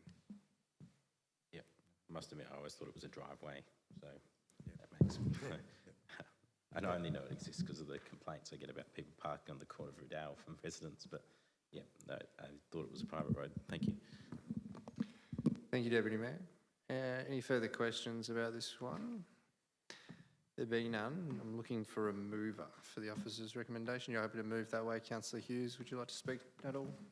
Just briefly, I think this is procedural. There's a process to follow. So, it'd be interesting to see if we do get any comments back. But, happy to move. Thank you, Councillor Hughes. Looking for a seconder. So your hand, Councillor Davies, you're happy to second. Any comments? No. Any further discussion? Councillor Hughes, you happy for me to put that motion? I'm going to put that motion. All those in favour? That is carried unanimously. Thank you very much. Moving on to item 9.6 on page 203. Any questions on this one before I look for a mover? Fees and charges. Go, Councillor Davies. So just, sorry, it's in the report, but I'm still a little, so why why weren't we able to present this alongside the budget stuff? Sorry. Mr. CEO? Through Mr Mayor, I see Jack's making his way to the microphone. We might seek some clarification from Jack. Through the Mayor, the Dog Cat Management Board require our fees and charges by the 6th of June to be entered into the DACO system, ready for the renewal period for commencing on 1st of July 2026. So we've got a very, very short turnaround time frame to get all our fees and charges, specifically for dog and cat registrations or dog registrations under the Dog Cat Management Act before the 6th of June, which only gives us to the 29th of May to get this up to them, hence the short notice. And sorry, just as a follow-up, because don't they exclusively work with like councils? Why would it not line up with Budget processes. budget process in the financial year? Unfortunately, this has been the process since 2018 with the board themselves. So we've been coming to council since 2018 when DACO was first introduced to get this ready. They take all the fees from every local government council and enter it into the system specifically for all the local government councils in South Australia ahead of the deadline to make it for full registrations to commence. Does that answer your question, Councillor Davies? You got a question, Councillor Yeah, Hennessy? I guess it's a shame that we can't, as councils, push back on that, but I'll leave that to the officers. I guess then my question would be how we're going to communicate these changes out to the public, because if we start to publicise it now, we are preceding our budget. But I think it's important that we inform people that the prices are going up. I think moderately so. I'm not concerned with the percentage increase, but I do think we need to communicate, and that wasn't mentioned in the report. Thank you, Councillor Hennessy. You'd like to respond to that one, Mr. CEO? Yeah, through Madam Mayor, through Mr Mayor, sorry, humble apologies. That's a very good point, Councillor Hennessy, and we will make sure that it was clearly communicated via mainly social media, I imagine, but we'll also look at our other forums to make it clear that it's the fees and charges attributable to our dog registration solely and not our overarching fees and charges. That's be quite important to us to make that point. Okay. Thank you. Deputy Mayor? Through you, Mayor, just a question to staff. Just around the grace period, which seems to be in there, just to check I've understood that correctly. Is there a grace period sort of in there for the transfers to the new system to encourage people to register dogs so that we don't dissuade them through the fee? Okay, excellent. Thank you. Happy with that? Okay. Any other questions? You got a question, Councillor Sample? Through you, Mayor, to Jack. Where are we at Gawler, and where are we at to do with cat management? You know, like we've got a good dog and cat management board, but there's still no fees and that at the moment, certainly up in the Gawler East area, cats are quite a problem. Is the state moving? I heard Salisbury was or whatever, but if Gawler's not doing anything about cat registration? Through the Mayor, we are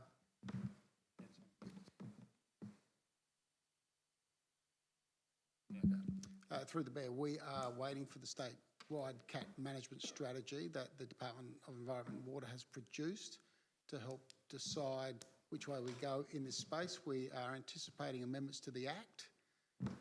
We're just sitting and waiting now to see how that progresses. You can actually register your cat in DACO if you would like to. Voluntary. Voluntary, but there's no stipulation beyond that for anything that a bylaw would cover, and that's on hold while we wait for the statewide strategy to be debated, discussed, and hopefully included into the Act as a statewide strategy for cat management. Thank you very much. Any further questions before I look for a mover?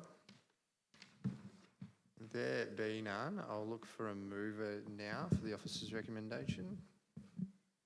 You're happy to move, Deputy Mayor? You're happy to second, Councillor Sample? Come straight to you. Happy to move, Mayor, and I think want to mention, of course, the grace period in there. I think that's an excellent thing. So excellent job on that, because of course we do want people to register. We do want people to register their dogs, and we want to have that true representation of how many dogs are actually out there, as opposed to dissuading people. So I think that's a good step. Also, in relation to the animal management plan, I'm aware that's now been noted is the new terminology which the Dog and Cat Management Board uses, rather than approved, but noted it, and that there is some quite ambitious steps in there for both increasing the services available to people who are dog owners, but also addressing some of the issues to do with cats. But we are waiting on some state government action on that before we can start on those things. But it's really good to see that they are in train as well. And of course, the management of animals in our town is exactly what these fees are paying for, and a really integral part of persuading people to behave in the correct way, to register their animals, and of course make sure they comply with the rules that we have in place. So happy to, I hope that adds some flavour to the rather dry item that is a schedule of fees, but happy to move this one. Thank you, Deputy Mayor. Do I have a second? Councillor Samble, I think you had your hand up. Would you like to speak at all to it? No. Councillor Hughes, you'd like to speak? Just a question on timing for the cats, because probably the question about cats has been asked by Councillor Samble when he was the Mayor of Gawler as well.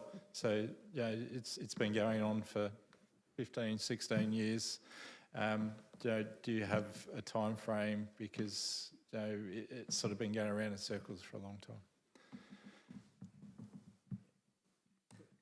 time. Through the Mayor. Sorry. No, you go.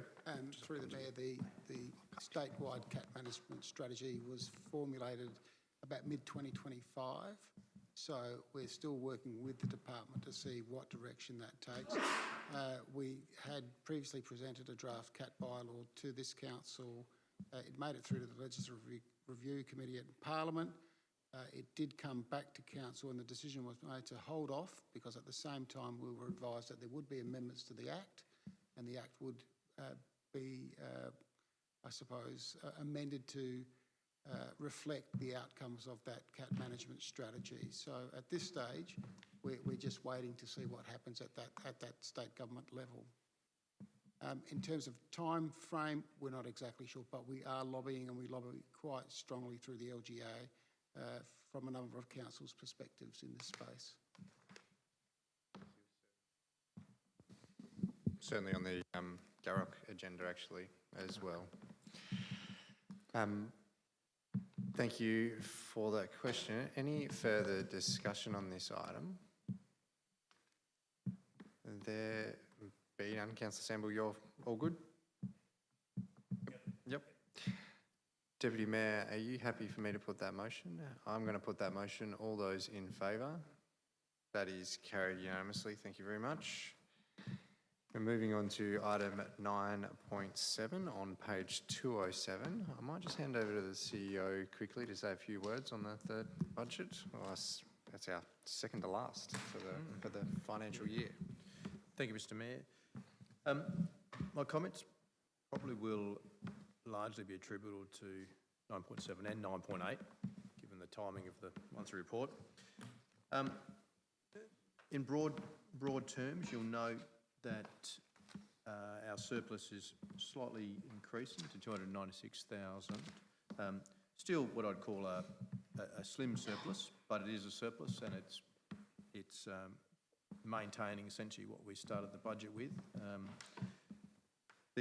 You'll note there's an area of salaries which on face value looks like it's moved quite markedly from perhaps the last time I spoke to you, where we said we were quite ahead of the game in salaries. What's actually occurred is we're actually not using our own staff to undertake capital works, or some of the capital works we initially thought they were going to be doing. What that's meant is their wages now have to be their operational costs, and that's affected our bottom line. Having said that, across the breadth of our organisation activities, we've managed to make savings elsewhere to offset that impact. And I just want to touch on a couple of things which stand out for me. They're not considerably markedly large dollars, but they go to where I'm trying to get the organisation to shift its focus. So we've made $155,000 worth of project savings in the depot, largely due to people looking at more efficient ways of doing things or looking at reducing wastage. I was quite heartened to see that. Legal fees, there's a figure in there of $15,000 of savings in town planning legal fees. Again, that kind of money it's not large, but for me it's going to the core of where we need to be chipping away at our operating expenditure and looking to reduce it. You may have noticed there was a project around painting the facade of the Civic Centre where we're looking to defer that work. It's worth $50,000. Now, this was a common sense approach as the quotes came back considerably higher to the point where I actually thought we were being ripped off quite plainly, speaking plainly. I think the contractors were violating local government pricing. And so we've decided to, the discretion's better part of valor there, and we'll hold off, reapproach that at another time. Also, you may have noticed there was a saving of $30,000 on the Schomburg Drive speed sign implementation, or speed increase works. I was quite heartened to see that, because I remember at the time the budget, probably to the layperson, looked like it was quite high cost attributed to implementing a speed increase. The team have managed to undertake those signage works in a more efficient manner. I was quite heartened to see that $30,000 savings. One of the key things I would just quickly draw your attention to is on page 216. Take myself there.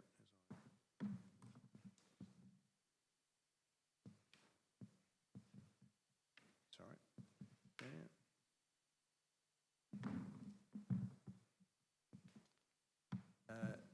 It was just of note, it was a little table 10, capital projects completed in 25-26. And I really like this enhanced bit of reporting where it gives a clear statement of position to elected members and the community. Now, of note there, you'll note Pioneer Park Wall in particular, where we had our budget and the expenditure, and we actually come in slightly under budget on that one. But looking down that, you'll notice a number of projects that we've completed, and they're all sitting the right side of the ledger. Now, for full transparency, there are some small operating projects earlier on where the dollars weren't huge, but we did have some slight overruns. But I was particularly pleased that in terms of reporting, that we're sharing where we're completing our capital projects and reporting that to the community. In terms of how council's faring with the unrest in the Strait of Hormuz, we started to see some impacts come through to us. Now, I think we're managing it adequately, but if I can draw attention to page 211, it's noted there that there's $24,000 noted as increased fuel costs as a result of the volatility that the country experienced. Now, I'm quite pleased that I think we're managing it, and you'll note obviously our surplus has increased. We are managing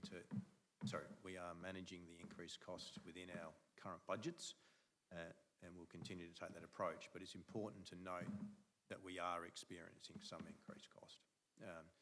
Now, there will also be impacts that aren't as transparent here, where we'll see material supply prices increase. But as I said, overall, we are managing it adequately at this point in time without having the impact on our delivery. But overall, Mr Mayor, I am heartened that we're still in a positive surplus position, but as with all financial management, it's important we don't take our eye off the game. Thank you. Thank you, CEO. Do I have any questions on this? Councillor Davies, you got a question? Yeah, so just, I've been asked about the basketball half court at the Aspire Sweat Track Reserve. When it says on time, does that mean within this financial year? Through Mr Mayor, I might just get David just give us a quick response on that one. Through the chair, 100% yes. So the contractors that we've currently got working on the Withers Circuit Play space are moving to the Aspire basketball court directly after that. So yes, it'll be done this financial year. Yep. Great.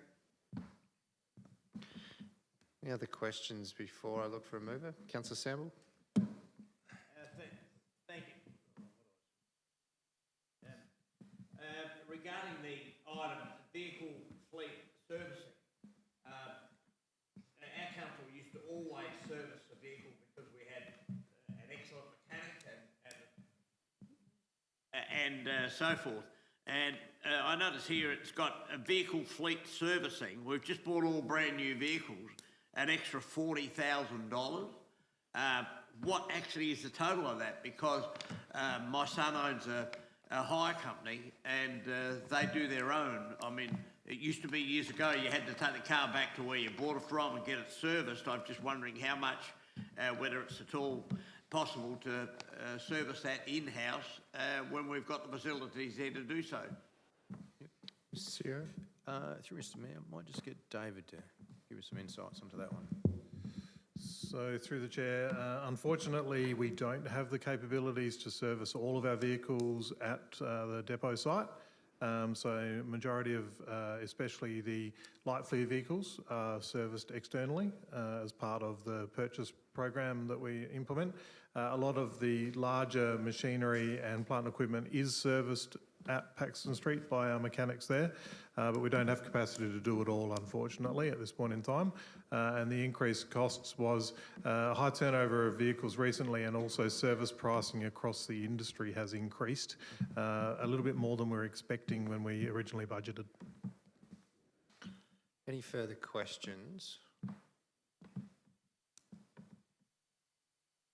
There be none, I'm going to look for a mover for the officer's recommendation. You're happy to move. Councillor Hennessy, would you like to say anything? Yeah, and I thank the CEO for his explanations. There was he covered several things that I was interested in, particularly like the capital project completed table. I think that's so much more transparent and reassuring that we can keep a clear track on that. The painting of the Civic Centre was one thing I queried when it came up before. It was being every 5 years, but so I am invested in ensuring it does get painted as part of the normal maintenance schedule. But I agree, if the quotes we're getting are unreasonable, then we've got a little bit of wiggle room until we do get it. We go again. So, no, thank you for the report. Thank you, Councillor Hennessy. Looking for a seconder. You're happy to second Councillor Vallelonga? Would you like to say anything at all? Right. Any further discussion? There be none. You're happy for me to put that motion? I'm going to put that motion. All those in favour? That is carried unanimously. Oh, so that's Councillor Vallelonga, the second. And that was carried unanimously. Thank you, Susie. Cheers. We're on monthly finance report on theme. Any questions on this one before I look for a mover on page 244? There be none. Looking for a mover. You're happy to move that way, Councillor Vallelonga? Do I have a seconder? You're happy to second Councillor Davies. Councillor Vallelonga, would you like to speak at all? Councillor Davies, would you like to speak at all? Any discussion? There be none, I'm going to put that motion. All those in favour? That is carried unanimously. Sorry, just writing that down. We're on item 9.9. You had some comments you'd like to add, Mr. CEO? Thank you, Mr Mayor. I just want to ask Council's indulgence with regards to recommendation 1 and 2. I've had 2 late pieces of information that I would just like to explore a bit further before I get council to make a decision on these. So if I ask your indulgence that those 2 items be removed from my officer's recommendation. So items what, sorry? Number 1 and number 2. Number 1 and number 2. And I'll bring them back at another time when I have more information. Okay, we have the officer's recommendation now without 1 and 2. Any questions on this one before I look for a mover? Did that cover Councillor Solomon's one? Yeah. Any questions? There be none. I'll look for a mover. Deputy Mayor Solomon. Happy to move that way, Mayor. I won't talk too long other than to say it's good to see some policy reviews coming up with some things which are probably out of date now, and it's about time that we rescinded that, or revoked those, and with those 2 other things taken out, happy to move this way. Thank you, Deputy Mayor. Looking for a seconder. Councillor Vallelonga, you're happy to second. Would you like to speak at all? Any further discussion? There be none. Are you happy for me to put that motion, Deputy Mayor? I'm going to put that motion. All those in favour? Also carried unanimously. Thank you. Moving forward, we are now on information reports. There we have Neilov. Recommendations from committees. Any questions on item 11.1? There be none. Looking for a mover. You're happy to move that way, Councillor Davies. Would you like to speak at all? Yeah, just to speak to a couple of them. The Youth Advisory Committee, as always, we have some really good committee meetings. Congratulations to Lily, who's been reappointed. She's also our Deputy Chair, and met with the local Member of Parliament about her motion on bus services. So there's some really important stuff going on in this committee. Also, just on the audit and risk, just to reiterate a thank you to the outgoing members, Natalie Johnson, who's been our chair, and Christine Hahn, who have both done great work. Thank you. I was just quickly running to that to reread, so I'm glad you jumped on that. Thank you, Councillor Davies. Do I have a seconder? Yeah, I am, and I also commend to you the Business and Economic Development Committee, the first minutes of that coming through. That is, I think, working as a very successful committee, and I encourage you to perhaps listen online if you're not doing it, because the expertise and the level of the debate around the table is exceedingly high and useful. Thank you. Thank you, Councillor Hennessy. Any discussion, Deputy Mayor? Quickly, just to say that I always read both of these with interest, but in particular the Gawler Youth Advisory Committee. Just want to acknowledge some of the work that they are doing, and note that in this previous meeting the Mayor informed the group of the new minister, which is good, because I understand last year there was a motion moved in regard to bus routes, but of course that ended up going into the government's caretaker period, which meant that nothing could happen. But I also see the announcement from our local member James Agnes this week that there's going to be some conversations taking place. And I had a resident in Gawler East who just moved there in Springwood talk to me about the problem of not having a bus route up there on Saturday. And then, of course, and by virtue of that, they've bought their first car. Good on them, but also, you know, it is something where we do need to make sure that people don't have to walk for 30 minutes, 35 minutes to get to the train station or get into the town centre where they're wanting to go. And the comments about the connectivity around the town are also very important. So just to acknowledge that we do really see the valuable work that the Gawler Youth Advisory Committee is doing, and, you know, support that conversation that you've had, Councillor Davies and the Mayor, with Mr Agnes, and hopefully something quite good comes of that. Thank you, Deputy Mayor, and also just one of the things that no, there we go, back again. One of the things I'm liking about those conversations, and my colleague Councillor Davies would probably agree, is every time we talk about accessibility, at the YAC,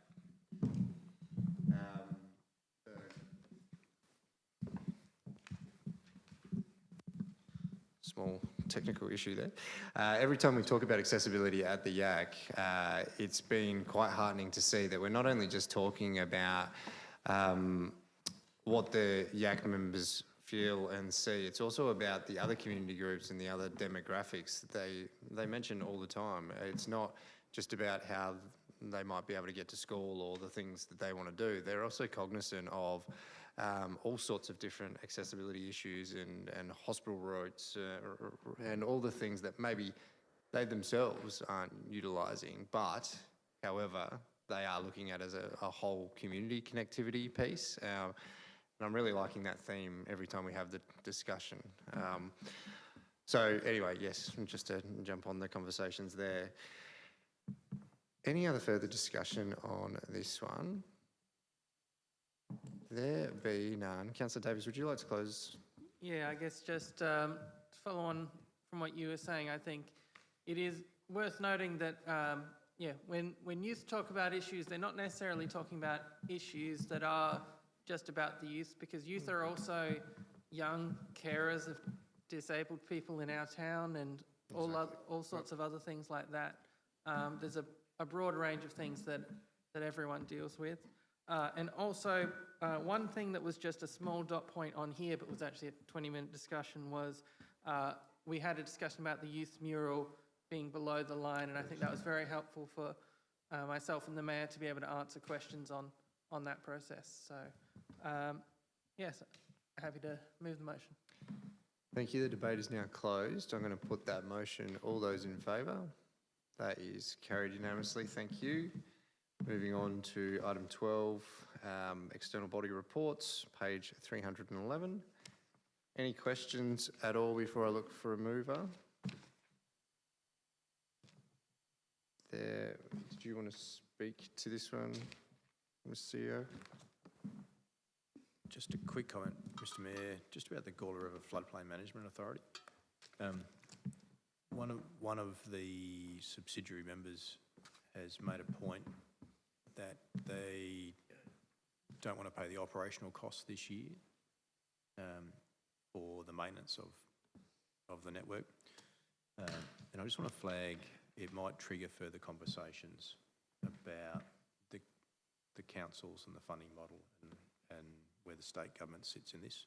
Don't want to preempt outcomes, but I just want to flag that there may be some future conversations needed to be had in this space.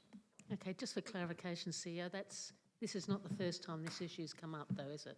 That you think it's going to happen again? Is that what? So in my short history here, we obviously had one council that sought to be removed totally. Yep. This is a circumstance now where one council said we wish to fund we wish to fund the operational side, which is the run of the administration, but we don't wish to fund the capital works required to maintain Thank you. the wall. So I think if the councils are starting to have that level of debate, that will trigger some further conversations. Bit of a watching brief there. Any further questions? Councillor Davies? Yeah, just has there been any discussion, I guess, around the, for example, with the Northern Parklands, the fact that we've got a trust seizing the entire river corridor, and what that means for the river? The short, through Mr Mayor, the short answer is yes. What's happening quite quickly is that there's been other factors coming into play, and the question is now coming, should it be constrained to just those handful of councils that are involved, or is there a state perspective that needs to be overlaid onto this? From a funding perspective, I think it's been acknowledged pretty clearly that the councils in their own right just will not have the ability to fund the extreme amounts of capital that were required for substantial works on the wall in the future. So if you overlay Concordia, Northern Parklands, funding, just to name a few, you then start to mount a case, in my humble opinion, where it might be appropriate for the state government to look at, do they become the body that looks after this piece of important, very essential body of work.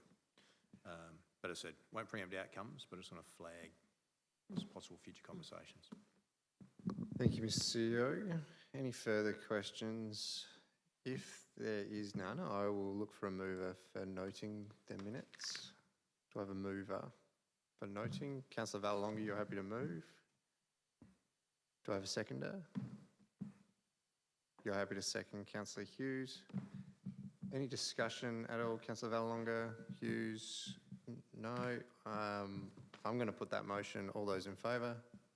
That is carried unanimously. Thank you. Working through the agenda, we've got questions on notice. We have Neil. Questions without notice, members? Councillor Vallelonga? Just regarding, can you hear me? Yes. 12th Street and 8th Street, the hump. I've noticed since they've done the renovation, there's a lot of water, and it's quite spectacular when you go over it.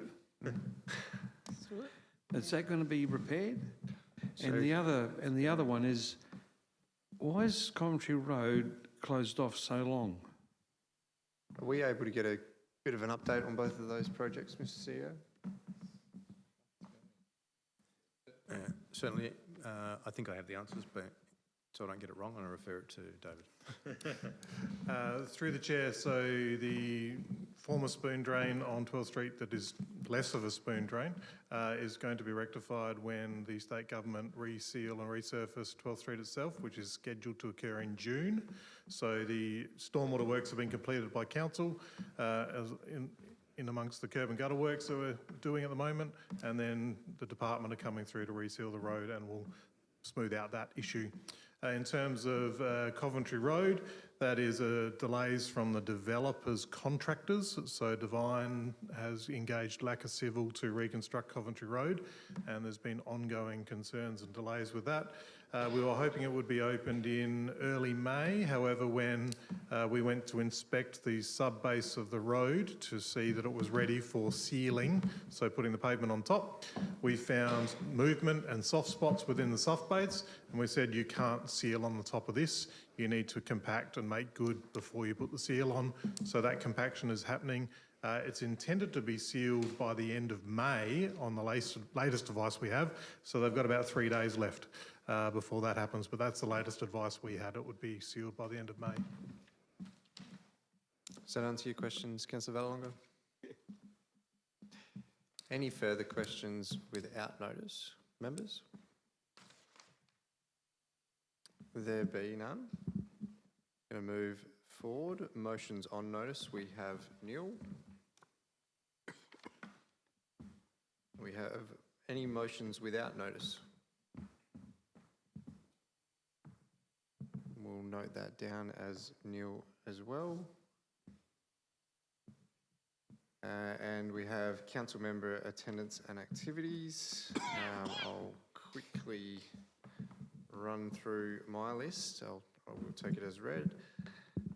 Audit and Risk Committee independent members interview. We'll discuss that further when we come into confidence. The Sponsors Day for Gawler Centrals. It's always a great day to get out and about with the club and their committee and their sponsors. I think it's a well-known fact that clubs wouldn't survive without the sponsorship of businesses, and that was well acknowledged. Williston Football Club community event. This was kick-ons after kick-off. Unfortunately, weather was a little bit of a hindrance for them on this event, so the event moved up into their club rooms. Very well attended. I believe some of my colleagues in Councillor Davies and the Deputy Mayor were also in attendance. Yeah, good family fun event with nice acoustics from Jay Luna. Greater Adelaide Regional Organisation of Council Committee, so GAROC. It was my first meeting the other Monday. It was great to try to understand, I guess, sort of feel out the room a little bit, understand what's on our agenda. It's all the things that I'm sure we would like. Don't get me wrong, I'm sure there's some other items that we'd love to see on that agenda, but one meeting at a time, and as always, you have some great conversations after the meeting as well with other mayors in the state. The National Domestic Violence Vigil, this was a really moving ceremony there at the Walker Place. So it was, again, it was an intimate sort of a celebration there, but it was well hosted by Kim Wright and the DV network in partnership with Zonta as well. And I was also joined by my colleagues, the Deputy Mayor and Councillor Davies as well. We did a quick meet and greet with the General Manager of Northern and York Landscape Board. It was great to actually catch up and understand the funding that's been happening in and around. And as always, we took the opportunity to say, we understand that you're responsible for a massive area, but what's our membership fee? Where's our return on investment, et cetera, et cetera. And it was great to be able to talk that through. We did talk about a potential information briefing coming back to elected members where they come and present for all members' benefits. So we'll try to chase that up, but the appetite was certainly there. We also, I was very humbled to speak at the Headstone project, the unveiling of the military headstone for Sister Lucy Tremlett. It was a well-intended ceremony. Unfortunately, it did rain a little bit, but the organisers were certainly prepared for that. It was another moving ceremony. I was joined by my colleague, Councillor Helen Hennessy, and also we were able to see our local federal member, Matt Burnell, and our local state member, James Agnes, which it was great to kneel shoulder to shoulder with them and Lace and Rosemary to pay our respects as all three levels of government. I also quickly received a recognition of the support that Council, on behalf of the elected members and on behalf of Council, for the recognition of the Christmas parade. So the in-kind support and the help that we give to assist. But as we know, a lot of the grunt work that's done by that group, we would be lost without them. So we also pass on our thanks to them. Adelaide to Darwin reenactment, that was a really interesting thing to be a part of, and I'm really glad that I was, and I also was joined by my colleagues, Councillor Samwell, Councillor Hennessy and Councillor Davies as well.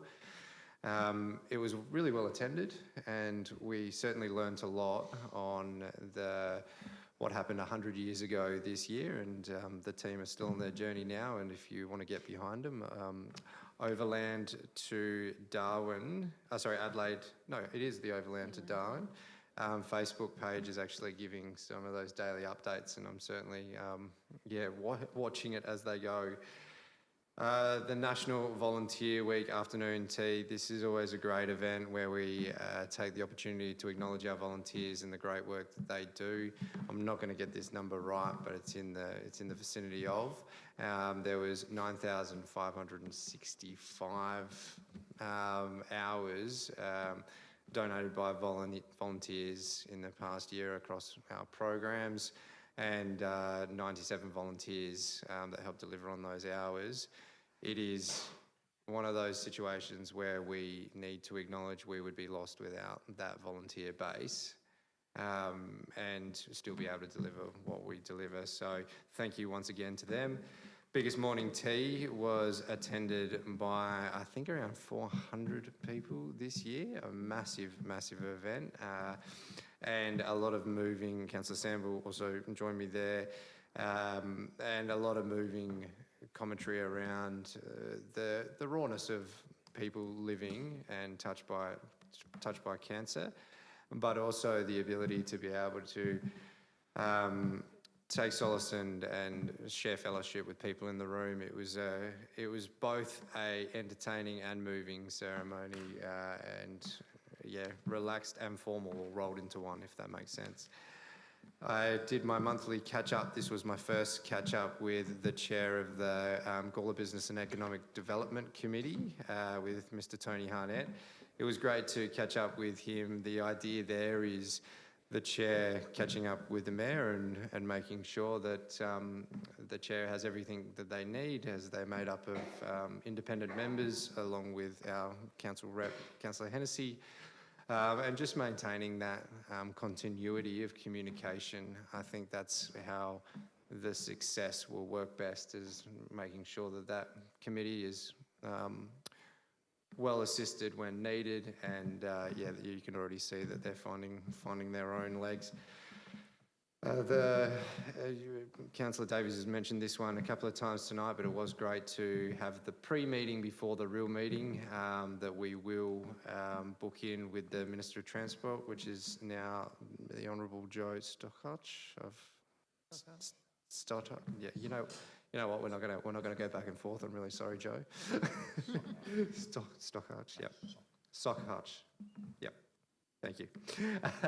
And today we had the Governor, Frances Addison, and her husband, Rod, as well. That it was really great to show them around Gawler.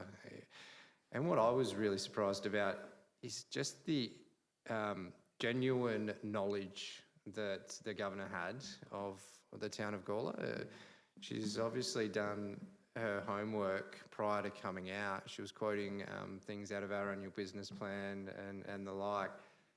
But it wasn't just, I've been given these briefing notes. It was in perfect context with the landscape that we're dealing with here in Gawler, and the understanding that she was able to communicate on growth issues and growing pains, but also the growing opportunities that we're actively trying to seek out.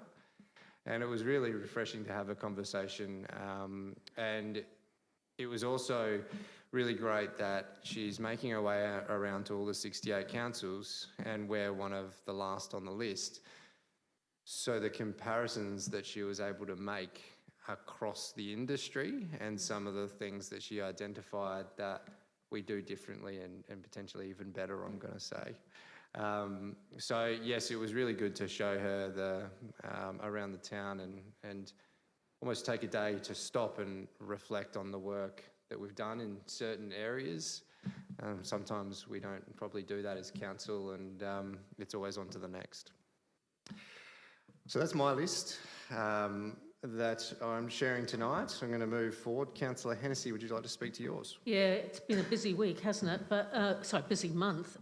Just a couple of things that I'd like to pull out. I know seems a while back, but it was an outstanding Gawler Business Forum, and staff are to be commended for that. I think that sets us up for a good way forward. I attended Spread Your Wings, which was a privately organised Mother's Day project, but it was really fascinating to see the turnout to that. And one of the reasons this venue was chosen is because it is very family friendly. And I talked to several of the people who came along to be involved in that, and they really appreciate the facilities we have. And I noticed that we started to promote some of those on social media, so well done all. The council candidate briefing was a good start as well. I've had some very positive feedback on that. People that we had a medium crowd turn up, I suppose, but a lot of people have gone back and listened to that online. So thank you, Councillor Davies, for getting that moving early. I think it bodes well for the season. And the other thing, of course, it's been History Month. It still is History Month. We've had a number of different events, as the Mayor's mentioned. My sense is that we're getting more and more people out to those. Lucy Tremlett, for example, Sister Tremlett, is featuring in a walk around the Williston Cemetery this Saturday, which is booked out. We've got so many people on the wait list, I think we could have run it 3 times. So it's interesting what brings people to Gawler. Thank you. Thank you, Councillor Hennessy. Deputy Mayor, would you? Apologise because I probably sent them through a bit late, but and I did miss 2 off as well, so apologies, Susie. But I'll start with, of course, went to the Williston Football Club game day and kick-on after the kick-off event, which was good to see them play and unfortunate to see them go down by a couple of points. But thank you to them for the invite and for the scarf, which they kindly gifted me. So big shout out to Williston for that. Also, just mention which is one I left off, but was attended the National Domestic Violence Remembrance Day vigil ceremony, which took place at the Remembering Courageous Women Memorial in the park there. And thank you to the Zonta Club of Gawler and the Gawler Domestic Violence Network for putting that on. It's always a moving ceremony each year, and having people speak and share the names of people who have been killed through domestic violence is always a really powerful thing to do and ensure that people are not forgotten. So thank you to those 2 groups, and particularly Kim Wright for putting that on year after year. Unfortunately, it does need to continue to happen year after year, but I thank them for doing that. I also, on that same night, attended the heritage exhibition, Gawler Women in Wartime. I didn't make it for the opening, unfortunately, because I was at the vigil, so I did duck in there, though, and had a good chat with a few people. So I attended that one. I attended a history talk on Gawler's queer history with Jacobin Bosman, who was talking about, in particular, the couple Neville and Adamson, who I mentioned in a previous speech, and particularly about the history of that and the events which led up to the legal case afterwards, particularly Neville's inability to keep up with, or alleged inability to keep up with his duties that were previously performed by Philip Cheek in the town, and how that led to the unfortunate events which unfolded there. And as part of that, beforehand, I was able to catch up with Jacobin and take him around the town to some of the places which were mentioned in his research, and I think that was really great. And of course, he's a student, a PhD candidate from Melbourne, so that was excellent that it'd come all the way from Melbourne, and thank you to Jacinta as well for helping to facilitate and organise that. It was well attended in the reading room, and there was somewhere where they would have sat, and of course we did mention that they would have also had lunch at the Exchange quite regularly, so that was nice for people to hear. I did do a quick Salvation Army Red Shield appeal collection. I'm doing another one in a couple of weeks' time. That's something which from time to time I know elected members, I know the previous member for Light and the current member for Light have done. So I should mention that goes towards a lot of the good work that the Salvation Army does to some of the programs around homelessness that we partner with them on as the town of Gawler, but also a lot of the other poverty alleviation work, helping people who are escaping domestic violence, that kind of thing. So there's a really good cause that I do need to mention. I attended Wear Orange Wednesday, which was Wear Orange Wednesday was an event held at Keswick at the SASES headquarters to celebrate the contribution that they make. And it's not lost on me that when I was talking to one of the regional commanders there, that Gawler is the first new unit in, he'd said, over 25 years. There's been relocations, there's been new buildings, but the first new unit to be formed is the one that was formed in Gawler and is now in Williston. And so thank you to those volunteers for the contribution they make to our town. It's so broad-ranging what they do, everything from that disaster relief to, from cutting down trees, cutting trees which have fallen or are dangerous, through saving people from various bodies of water, through to conducting searches for missing people. There's a lot of deployments that they go on, and we're really lucky to have them here in the town. So a special thank you to those people. I was able to catch up with a group from Gawler who were in attendance, and it was excellent to talk to them about that and thank them for their work. And then, of course, went to the lunchtime reception today for the Governor of South Australia's visit, and of course we always appreciate having Her Excellency here, and it was a great occasion. So that's it for me. Thank you, Deputy Mayor. Councillor Sample, I've got you next on the list there. Thank you, Mayor Nathan. As Councillor Hennessy said, it's been a pretty busy month. The Gawler Motorcycle Club ran their annual 6-hour motorbike trial that they do run every year. 145 competitors took place, and 64 of those were Gawler young people riding their motorbikes. I helped them and followed around the trial, and it was so professionally run, we can be very proud of it. The big event, without a doubt, was the Gawler biggest morning tea. Councillor Davies attended one of them out at Hillier Park, and but there was in excess of 350 people at that event. The who's who, and the food was put on by the schools. And look, it really was fantastic. Our budget reporter was there, and I tried to get her to take a plate of food, but I don't know whether Ben, the manager, said you're not allowed to eat when you're on the job or not, but I didn't see her eat what we supplied, but anyway, we tried, but it was certainly fantastic. But one of the most moving things about it was John and Renee English. Renee used to work for us here, and when I was mayor, she was one of the persons that helped me with my speeches and that, and they gave their moving story about going through cancer as they have. It was so touching, and I think, as Mayor Nathan would say, there wouldn't have been a dry eye in the place, but it was a fantastic event at the Gawler Racecourse. Adelaide to Darwin reenactment was great, put on by the Gawler Vintage and Veteran Car Club, and I rang 3 of the business people that now have businesses up in Darwin, John Palamount and Grant Hatcher, and they're involved with it when it gets to Darwin, so they're going to ring us to let us know. The cars are on their way up. They had to do a lot of detours because the outback's underwater, so they certainly don't have any rudders and that to move them along. And then most of the other things too that others attended if they got time.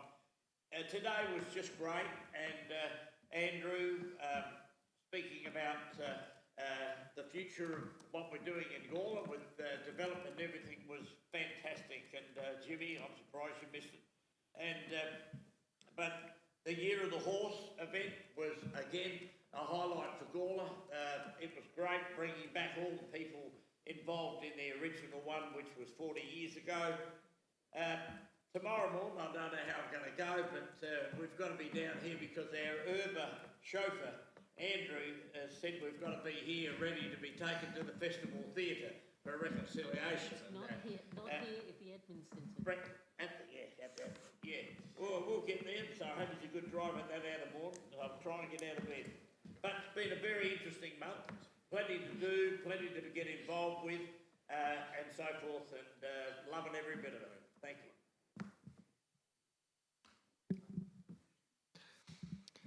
Thank you, Councillor Samble. Councillor Davies, got you next off the rank. Yeah, look, I'll mention a history festival event that Councillor Hennessy neglected to mention, her own presentation for the Gawler History team. It was packed. They had to keep bringing out more chairs. Had to start bringing out pews because they were just running out of chairs. Councillor Hennessy and Jacinta, and also, what's the name of the anthropologist? Elsa, I don't know. The anthropologist who worked on the thing. Everyone was there to answer questions and speak a bit about the history of Pioneer Park, and it was very interesting. And also I did represent the Mayor at the Hillier Park Residential Village biggest morning tea, because the Mayor was at the other biggest morning tea that morning. So there are around 100 people there, and it's a really solid community that they have inside that village. And I don't know if they have the numbers for this year, but last year I believe they raised around 2,000, and then it was doubled by the management of the village, and so they raised around 4,000. Fantastic. I reckon both of those invites came in. I reckon the Cancer Council one came in on one day, and then the Hillier Park the following day. But yes, thank you very much for stepping in on that one. Councillor Hughes, would you like to add any? Yeah, I attended the Gawler and Districts Health Advisory Council meeting, and there's the next meeting is actually this Thursday, so I should be there for that. I'm also been helping the Gawler Environment and Heritage Association with their grassland project at Deadman's Pass. So I've actually done 4 sessions now, dragging wood from the weeds and woody weeds and the clearing to make a natural grassland. They've actually got signage either end, and so far from what I understand there hasn't been any complaints or anything like that, but it's actually opening that area up. There's a lot of native lilies that are actually germinating, but there's also soursops and stuff like that will be sprayed, and there'll be, I think there's something like 4,000 grasses and sedges and lilies and things like that we've planted into that area in the next couple of weeks and months as well. So that's quite an exciting little project that's going on in Gawler. But yeah, there is signage either end of the work area, but it's in fairly steep country. So yeah, it's a good project that's been done by local volunteers. That project we actually brought up with the Governor today, funnily enough, and I wasn't completely across when it was starting, but I knew it was soon, so that was good. Yeah, the last couple of weeks we've done a lot of work in there. Perfect, thank you very much. Councillor Vallelonga, would you like to? No? Perfect. We're going to come up to confidential reports. We might take a 5-minute break if we can, or actually we'll make it a 10-minute break if we can. We'll come back just after 9:30. Thank you. Yes, sorry, you were pointing.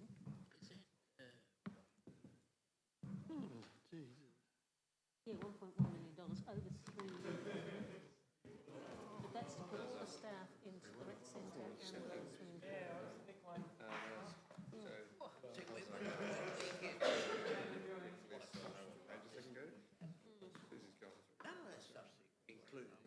Yes, it is. Yeah, when we just had this monthly three-quarter, that's what Chris was saying. When we get that three-quarter budget, all the staff costs, permanent, contract, much more transparent.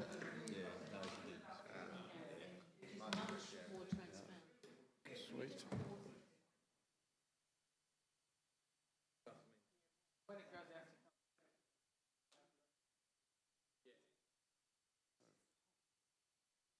Yeah, I know, right? That's a long session.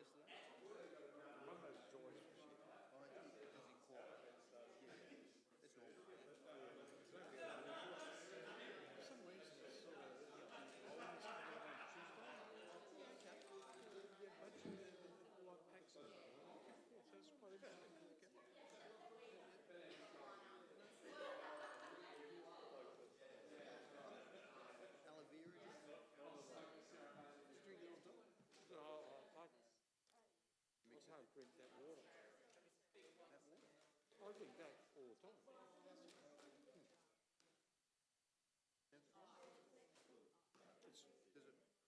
It's only got a little bit of it, really. It's not, you can't really taste it. It's marketing. Supposed to be good. Works.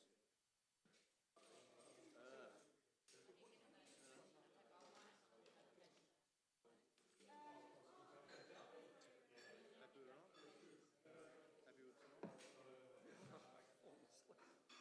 It's a bit odd. It's pretty heavy. It's heavy duty. And it's a long day. It's actually quite good. Oh, for sure. But it is a long day. Yeah. So what do you normally get? What time do you get up? 4 o'clock. 7 days a week. I thought I got up. I get up about 5:30. And it's my body clock now. Even if I'm tired the night before, I'll still wake up at 5:30. Yeah. I don't need the alarm anymore.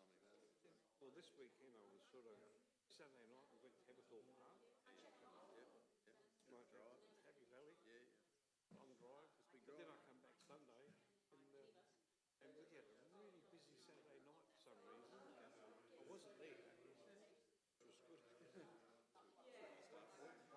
And then we had a pretty reasonable Sunday morning. It's been interesting. Yep. But yeah, how are you feeling it? Makes for a long day. Yeah, it makes it a long day. And I get up 4 o'clock. Well, I can't have an alarm. I just get up.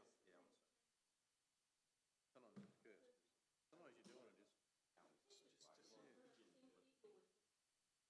You don't want to catch these. That's a battery, not a winder? That's a battery. It's frustrating.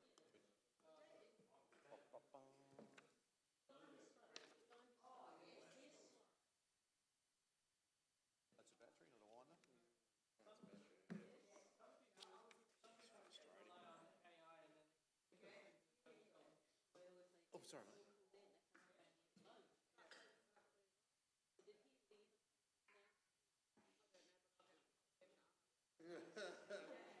I saw you pick up on it, and then I saw what you, and I'm like, oh, I see what you picked up on.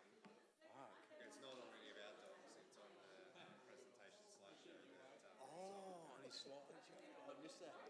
Sorry. So there's just a bird sitting on the crest, like, and I'm like, hang on.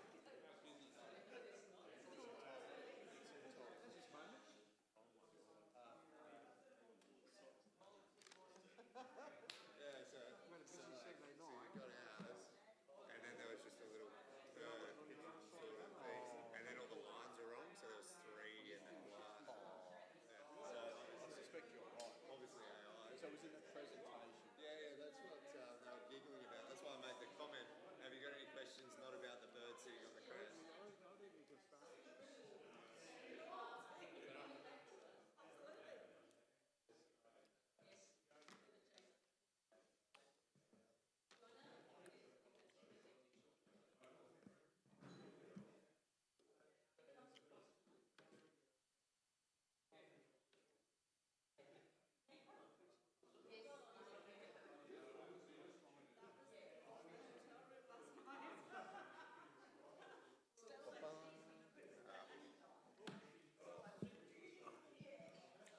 We might get started again, members.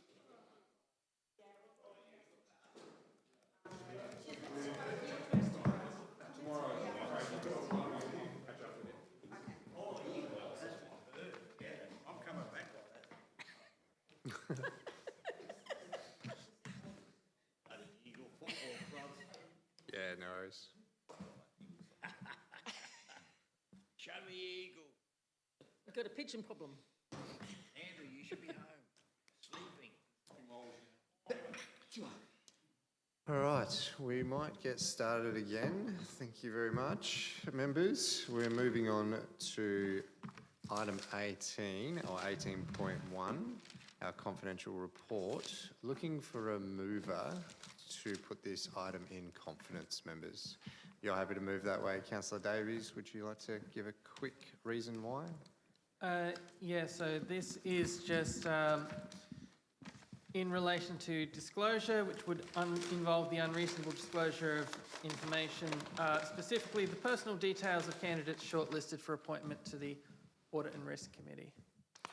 Thank you, Councillor Davies. Do I have a seconder to go into confidence? You're happy to second, Councillor Hennessy. Any discussion? There be none. I'm going to put that motion. All those in favour? That is carried unanimously. We are now in confidence.